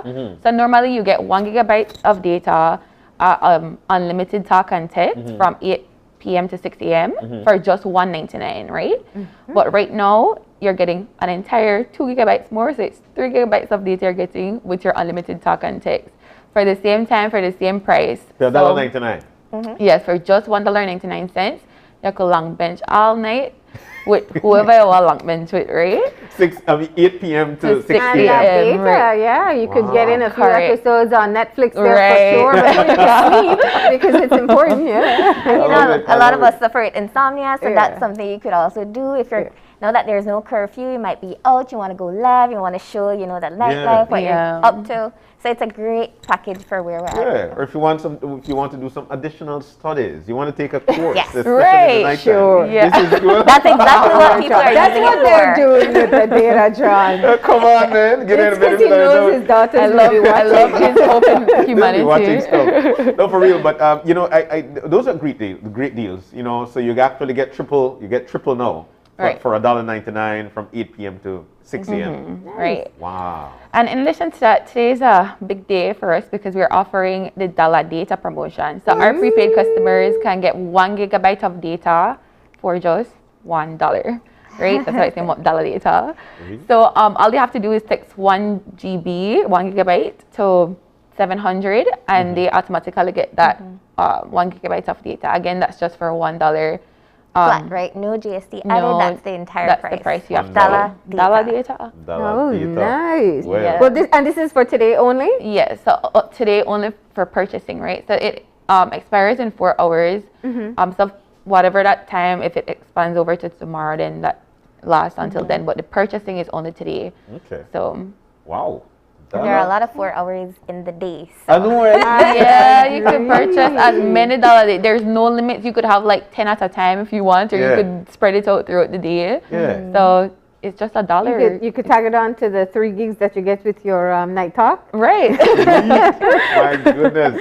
Things that happen. Right. So I know another all you have to do is send the text code for it, and then you get the 1 extra gig. Even if you have stuff on your phone, you could take advantage of the deal and save your data for it. And it doesn't matter what you have, as long as you purchase it, you could use it. So that's lovely. That's lovely. Anything else? Can you look mysterious? Something else is Well, on. we also have our Diginet prepaid offer where we are raffling a week's worth of free Diginet service. So we do have a prepaid option for Diginet for those of you who are not aware. So you do have to sign up. Excuse me, you do get your modem and everything as per usual, except that you're purchasing it from primary credit on your mobile. So it does give you that flexibility for somebody who, you know, maybe has commitment issues and doesn't want to sign up for the $49 plan or the $69 plan. This gives you that flexibility in the event that maybe you're only home on the weekends, whatever the case is. So for all customers who purchase in this month, they get entered automatically into our raffle to win a week's free internet service. Oh, that's interesting. Yeah. So because you were talking about the smaller plans for as little as 49. Yes. So, okay. So if somebody just wants for a specific period of time, as you use the example of just weekends when you're home, that's when you use it. All right, so how do you just qualify for this? Yeah, so you just come in, you sign up the regular way because you're actually getting DigiNet. Yeah. So the same situation, except that you're also attaching a prepaid mobile number to it, and you're buying from your primary credit. So it's just a payment option. Yeah.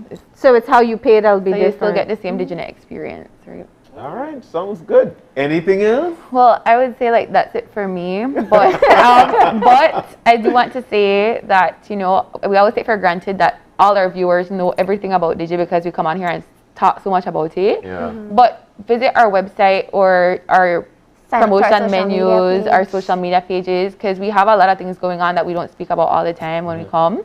We have promotions that are upcoming towards the end of this month, mid-month. Well, we're mid-month right now. So just look out, pay attention. We also have exclusive offers for targeted customers right now. So based on your trends, if you top up a lot, if you purchase data plans a lot, you could get an exclusive offer via SMS, and that's for you, specific to your trends. So pay attention to your SMS notifications. Oh, we're so in sync. This is what I'm saying, I swear. Right, so that's basically, stay tuned. So you could enjoy and get it first. Right, get it first. Get it first. All right. And you still got that 2 weeks whereby you could get your free installation. To sign up for free installation. Yeah. A few weeks for the March Madness deals. Dollar data today and only. today only. Right. Dollar data. 1 gig for $1. 1 gig for $1. There was one thing that you said, I swear you were going to say, because, we were talking about March and the wind and whatnot.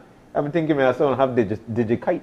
I know, right? Hey, that's a good idea. That's not a bad idea. I'll put that down for next year. Yeah. Anything else, or that's it? Because uno, man, I that's swear. That's all they'll give us right now. Yeah, right. That's what they That's do. down for next week when we come, and the week after that, and the week after that. Okay, ladies, we want to thank you so very much for joining us. It was fun having you. We know all about all the steel deals for the month of March with Digi. Thank you, Kenny. Thank you. Thank you, Aurelie. Do have a lovely day.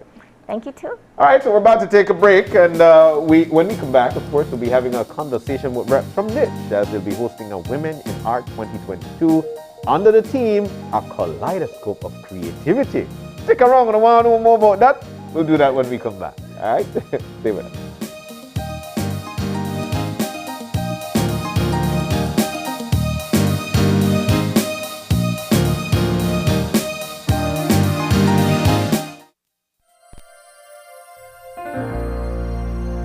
Hello, friends. This is Dr. Bob Roberts with another 60-second sermon from God's Word.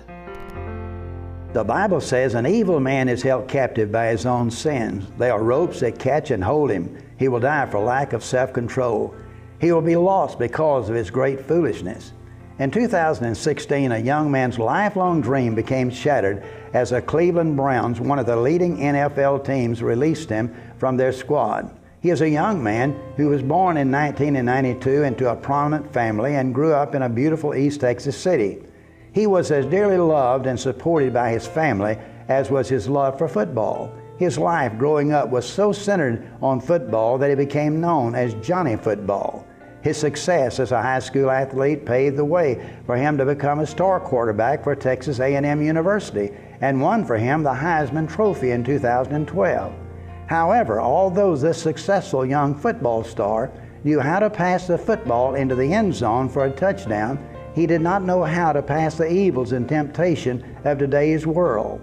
Lacking self-control and making foolish choices, these evils and temptations, though probably despised and offering only temporary satisfaction, became the ropes that caught and bound him in captivity. When will we realize that it is not the ropes on the gallows that chokes the life out of us, nor the iron bars of a prison cell that holds us captive, but the ropes of our own sins and foolish choices? There is still hope for this young man and for all who believe in Jesus, who said, "If the Son therefore shall make you free, you shall be free indeed." Today's 60-second sermon has been presented by Christian Foundations of Faith in cooperation with the Baptist churches in your area. Bundle the fastest, most reliable, unlimited broadband in Belize with your prepaid or postpaid mobile plan or Netflix. You can bundle your broadband with your prepaid and enjoy 50% off all national calls, plus get SMS and data. Paid plans? Then bundle with any speed and pay only $25 extra monthly to enjoy unlimited smart-to-smart calls, plus 500 minutes, plus 6,300 megabytes of data. Stream unlimited HD movies and TV shows with our broadband, plus the Netflix add-on for only $30 monthly, and enjoy streaming on your laptop, TV, phone, or tablet. Visit a smart showroom near you to sign up or upgrade to the bundle that's right for you. Smart, bringing people together. Hello eCash user, the eCash app is now available in Spanish. Changing the language in your eCash app from English to Spanish is quick and easy. Let me walk you through the steps. First, open your eCash app. Enter your PIN. Tap the More icon at the bottom of your screen. Choose Security. Select Language. Tap on Spanish. Then re-enter your PIN. And that's it! Your eCash app is now in Spanish, and you can continue to enjoy your eCash digital wallet. Belize Bank's eCash app makes life easier.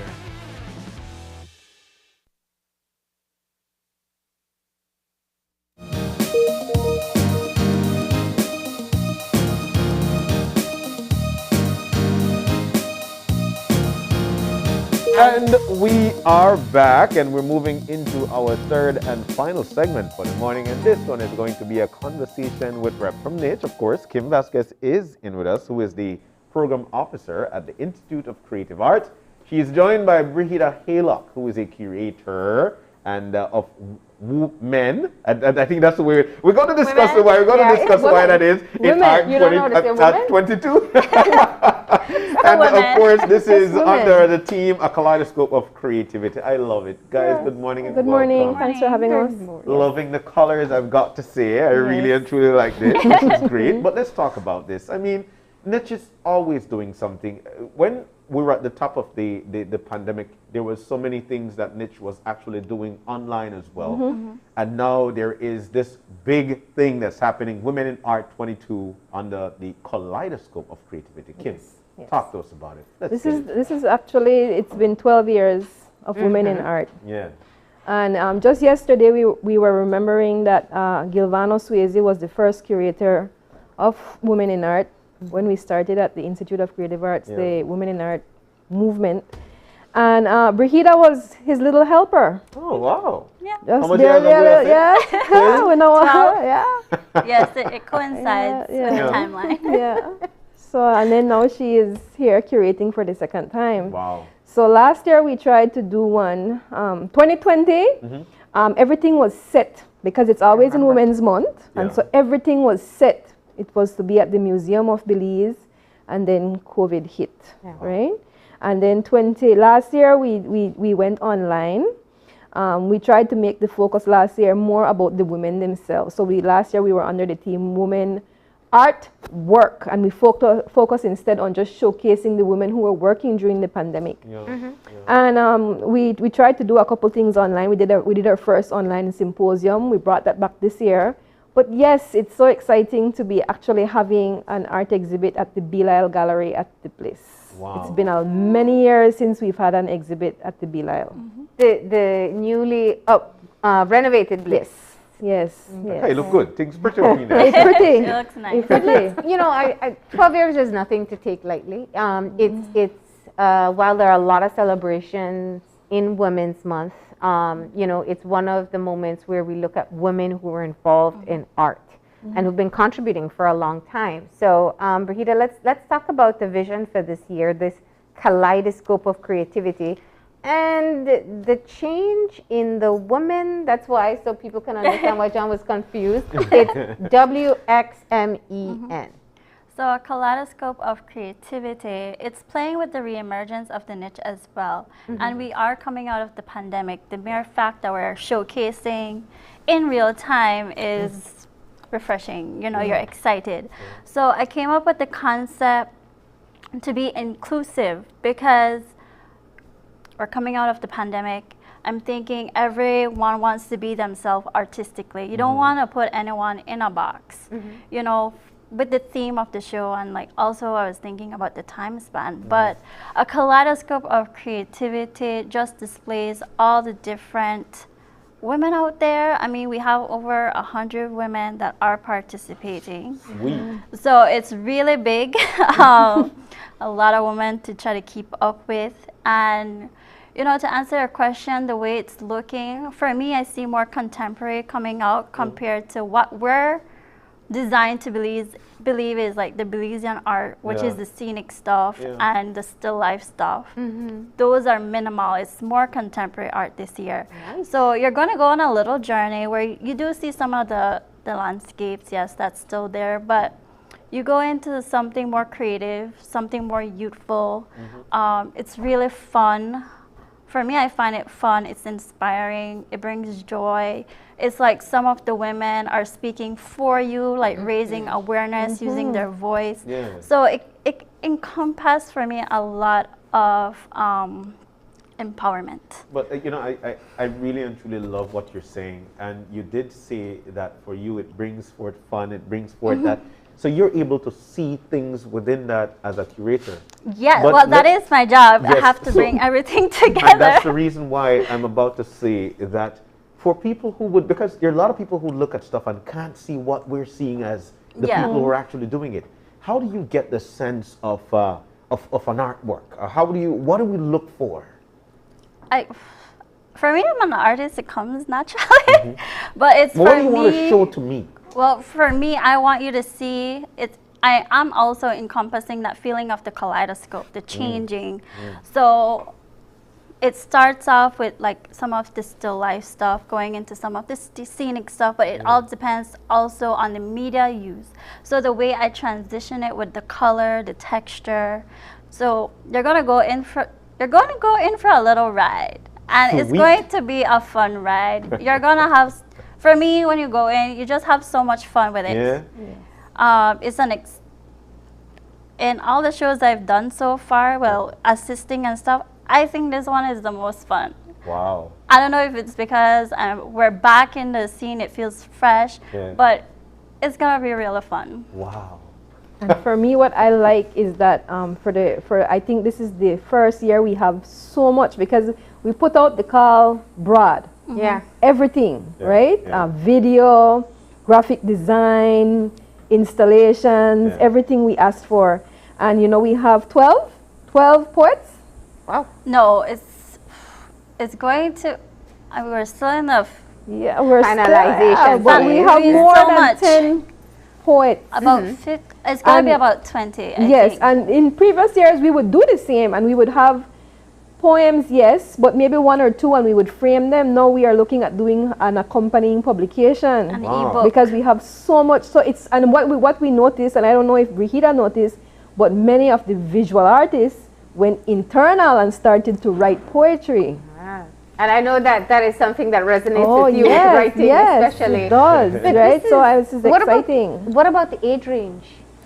We have a lot of younger artists. We have some of the artists that have been there from inception. And this is really interesting. For me, like I saw a painting come in, and I was so excited, and I asked who it was, and they said that's Gayla's daughter. And I'm like, Gayla, like one of the original women in art. And now her daughter is in the exhibit this year. Wow. So you speak to that whole decade that has passed.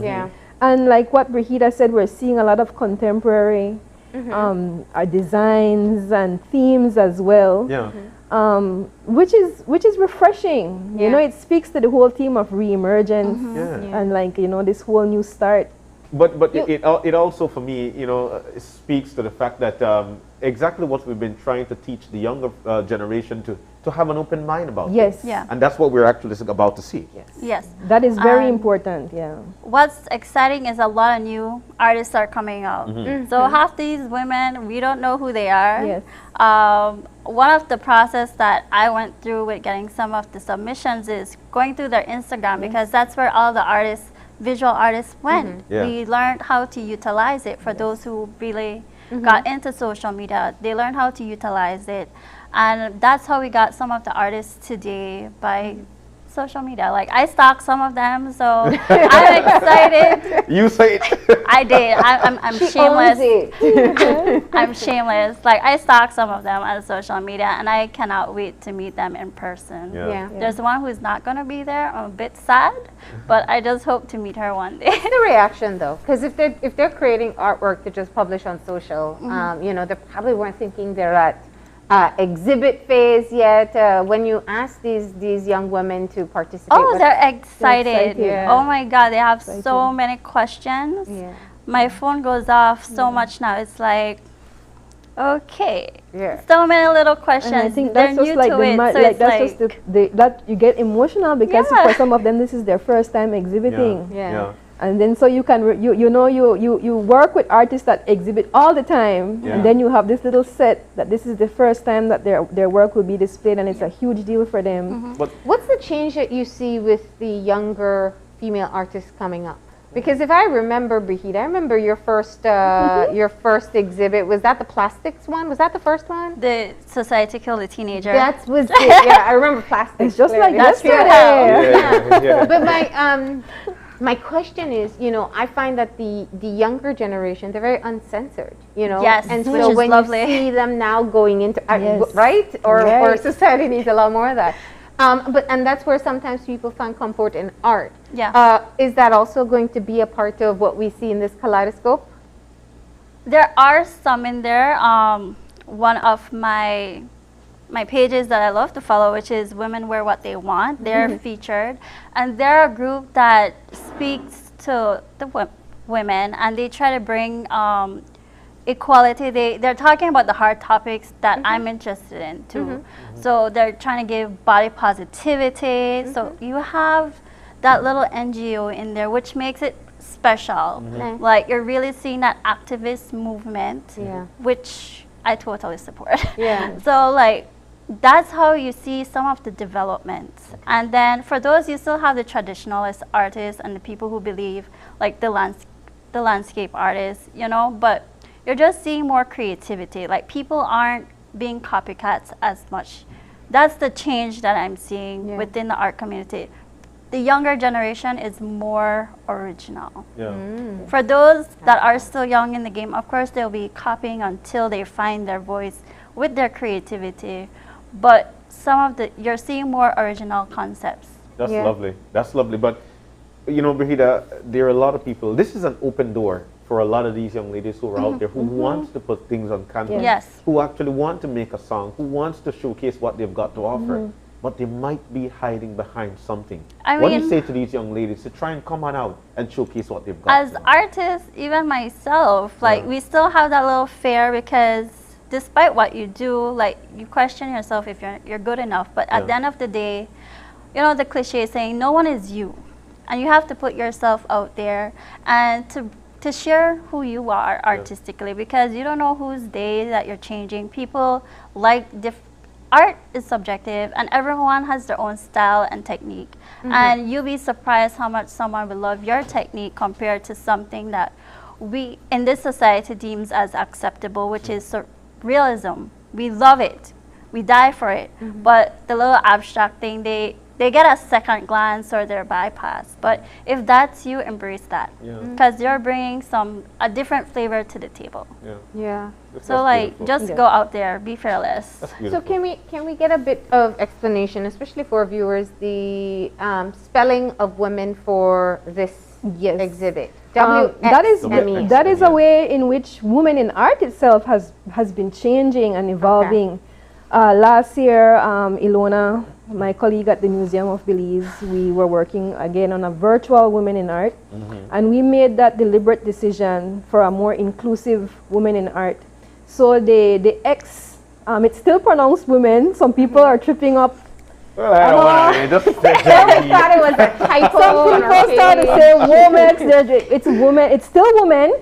That is just a visual nod to our transgendered sisters and to the LGBT artists as well.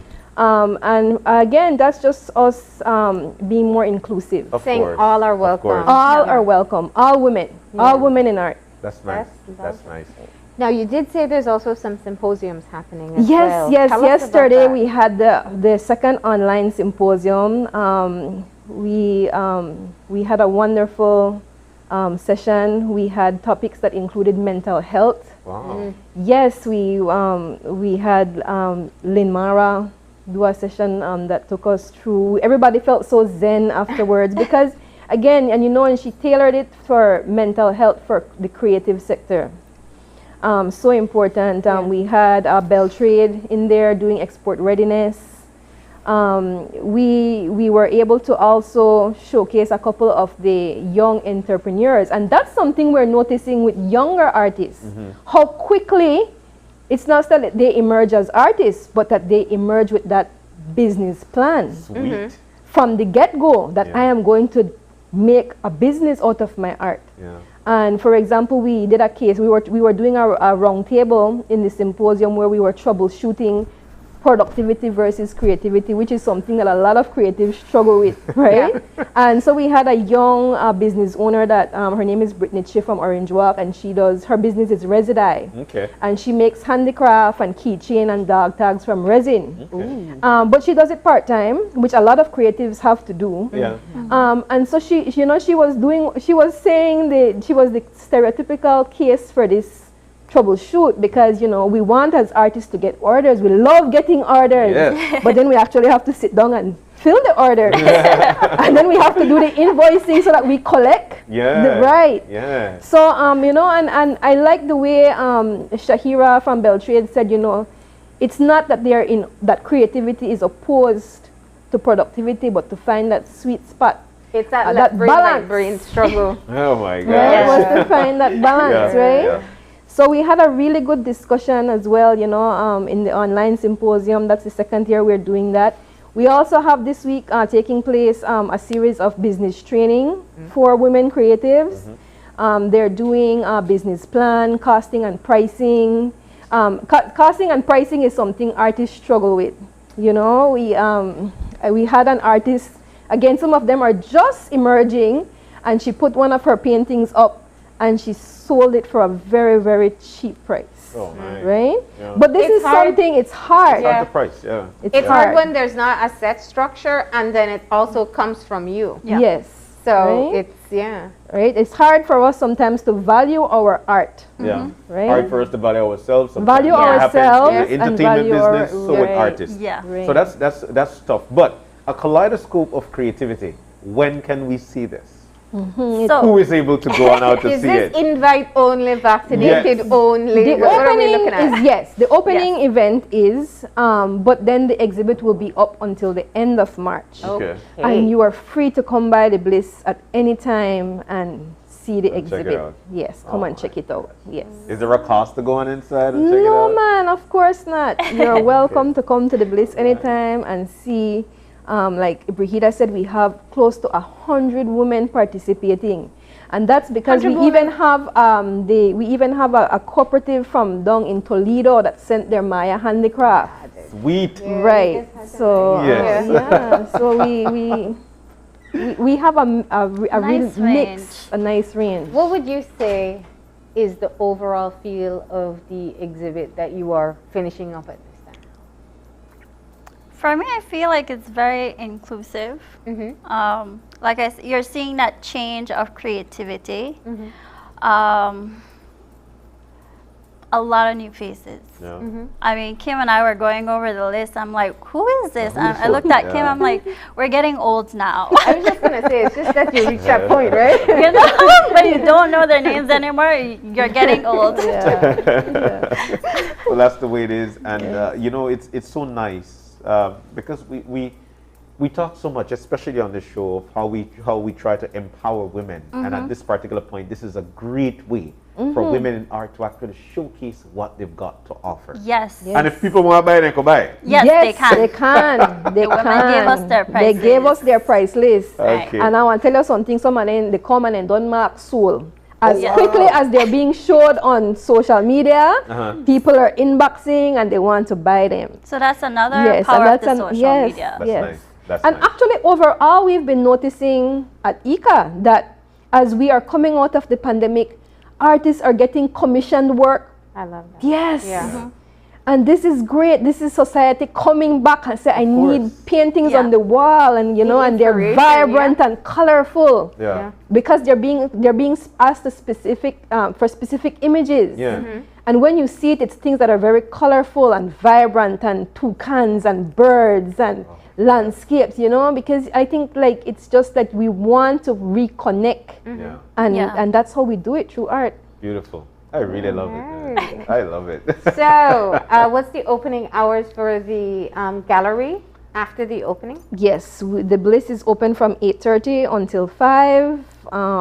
Like I said, it's open to the general public. You're free to stop in anytime and see the artwork, to see Women in Art 22. This is beautiful. And then, you know, I could just think about all the cruise tourism passengers who was always walking in the front there. Have something outside, man. Let these people come on inside. Yes, and this is just the start, because, you know, I mean, the 1st and 2nd of April, we have at the Institute of Creative Arts, we have the dance companies. It's been so long since they've come together for a dance show. Yeah. And this has been in the pipeline for months, but every time, because of COVID, we put it off. So we have the 4 resident dance companies with some of their outside partners working to put together a dance show. We haven't had one in years. I know. All right, theater is next, right? It's like, I'm excited to buy my ticket. Yeah. All right. Well, you know what, ladies? We're so thankful that we have had you in this morning to discuss this kaleidoscope of creativity. From the 18th, I saw on the flyer. Yes. From the 18th all the way to the 31st. If you want to see these art, it'll be right here at the Bliss Center for the Performing Arts. And it's free to access. And you could actually buy the creativity. Yes, you can. Love it. Love it. Thank you. Kim, thank you. Benita, thank you. Thank you. And do have yourselves a lovely day today. Yes. Thank you. All right. So we're going to take our final break in the morning. And when we come back, we'll be wrapping things up. You don't want to go anywhere. Stay with us. We'll be right back.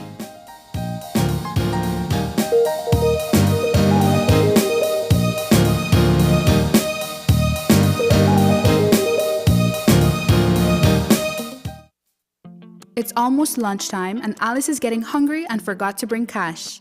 She remembers that eCash now has a geolocation feature in which she can easily view the eCash merchants near her, especially restaurants. Her co-workers also ask her to order food for them. Chicken chow mein, please, and a Coke. The merchant sends her the payment link. She taps confirm, and within a few minutes, her food is delivered. Alice then views her transaction history and taps on the transaction recently made. Then taps the split the bill button, where she selects the unevenly option and moves the bar to the desired amount per person. The request is then sent to her friends. Her colleagues accept the request and are ready to enjoy their meals. Geolocation and splitting the bill via eCash make Alice's life a whole lot easier. In these trying times, Smart is here to lessen the burden. Smart's reduced roaming rates save you while traveling. Calls back home are a low 35 cents per minute when visiting Canada, the US, and Mexico, or pay as low as 50 cents for calls when visiting countries in the Caribbean, Central, and South America.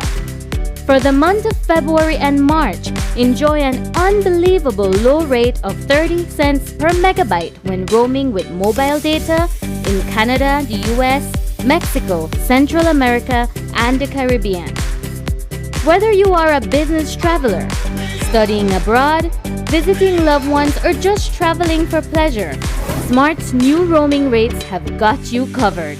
Roaming in China, Europe, Central America, South America, and the Caribbean is as low as the cost of making a local call. It's that low. Smart's roaming coverage continues to grow, so you can also enjoy affordable roaming rates in several destinations across the globe. For more information on rates to other countries, visit our website or call 1090 for more details before you travel. Smart, bringing people together. If you're looking for low-cost television advertising, have we got a deal for you. Advertise on Channel 5's Daily Classifieds. Channel 5's Daily Classifieds is one of the most effective methods for introducing yourself and your business to the community. Use our Daily Classifieds to recruit employees, promote specials, promote your products or services, promote a business opportunity, increase traffic to your website, and advertise items you have for sale. Let us help you save valuable time and money. Call us today at 223-0146 or visit us at our offices on Pony Drive to discuss how we can help your business grow affordably. Channel 5's Daily Classifieds. Advertise today.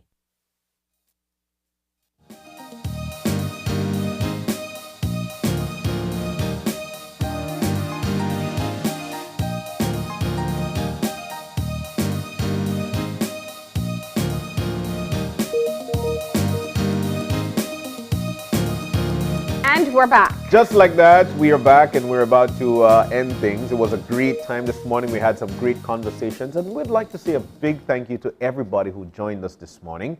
And like we mentioned, Mar, this morning, there will be a meeting with the Prime Minister of Belize along with the social partners. Today, that meeting will be in terms of how we could get things under control, especially with respect to the fuel prices. Absolutely. And the conversation with the bus association, you know what I like? I like that the bus association is always open in conversations to talk about the growth that they want to have. And we've seen it time and time again when they run into an issue. Unfortunately, it does seem that there will be a price increase, and they offer a service to the public.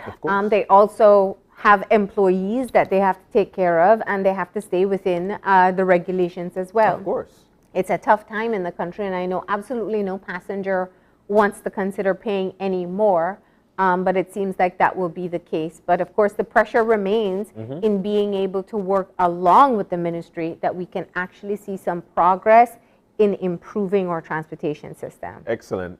Exactly. That, you know, these are the things that we actually need. These are the things we're looking forward to and we're looking for. So we're so thankful to have been joined by the guys from the Belize Bus Owners Association. A big thank you as well to Digi. They've got their specials going on. The month of March is not just going like that. You've got some Digi deals, and more deals that they've got to offer in this entire month of March. So make sure that you take advantage. And art is back. Oh, it has been back, of course. There's been exhibits before, but I love when we see this particular event, Women in Art. Yeah. It's going to be at the Belle Art Gallery at the Bliss Center or the Institute of Creative Arts. Yep. And you can go on and check it out. I think she said 100 artists are going to be participating in different mediums. But it's going to be a great way to celebrate art and to celebrate women this month. So best of luck to the organizers, and of course we do hope you go and check it out. What I love most about is the WOMXN. That's what they had on the flyer there. We've got it XMEN. It's WMXN. Yes, it's inclusivity. But it's inclusivity, and they're so open to that, because it's not only because you look this way or you're not this way mean that you're not able to be a part of it. It's a kaleidoscope of creativity, and they want for everybody to be a part of it. We're talking women here, and this is a great way to empower. Now, Marlene, it takes a society to build a society. These artwork will be out there for sale. Go on to the Bliss and check it up. Yeah, the Bliss. Check them out. If you've got a little to spare, then do what you've got to do. You never know how many lives you'll be touching. All right? But we've got to go. We've got to go. Without you, this is not possible. We're so thankful that you were able to open your eyes and start your morning right with us. If you've got any questions, any concerns, drop us a line, man, at oye@channel5belize.com. And you can... I felt like you were going to put it on me. Go ahead. You can check us out on Facebook at Open Your Eyes BZ. Which one? Yes, Open Your Eyes BZ, and on Instagram at OYE Belize. Remember to tune in tomorrow morning at 6:30 when you open your eyes. Start your morning right, and as per usual, keep your eyes, your mind, and your heart open. We'll see you soon. Enjoy your day, Belize.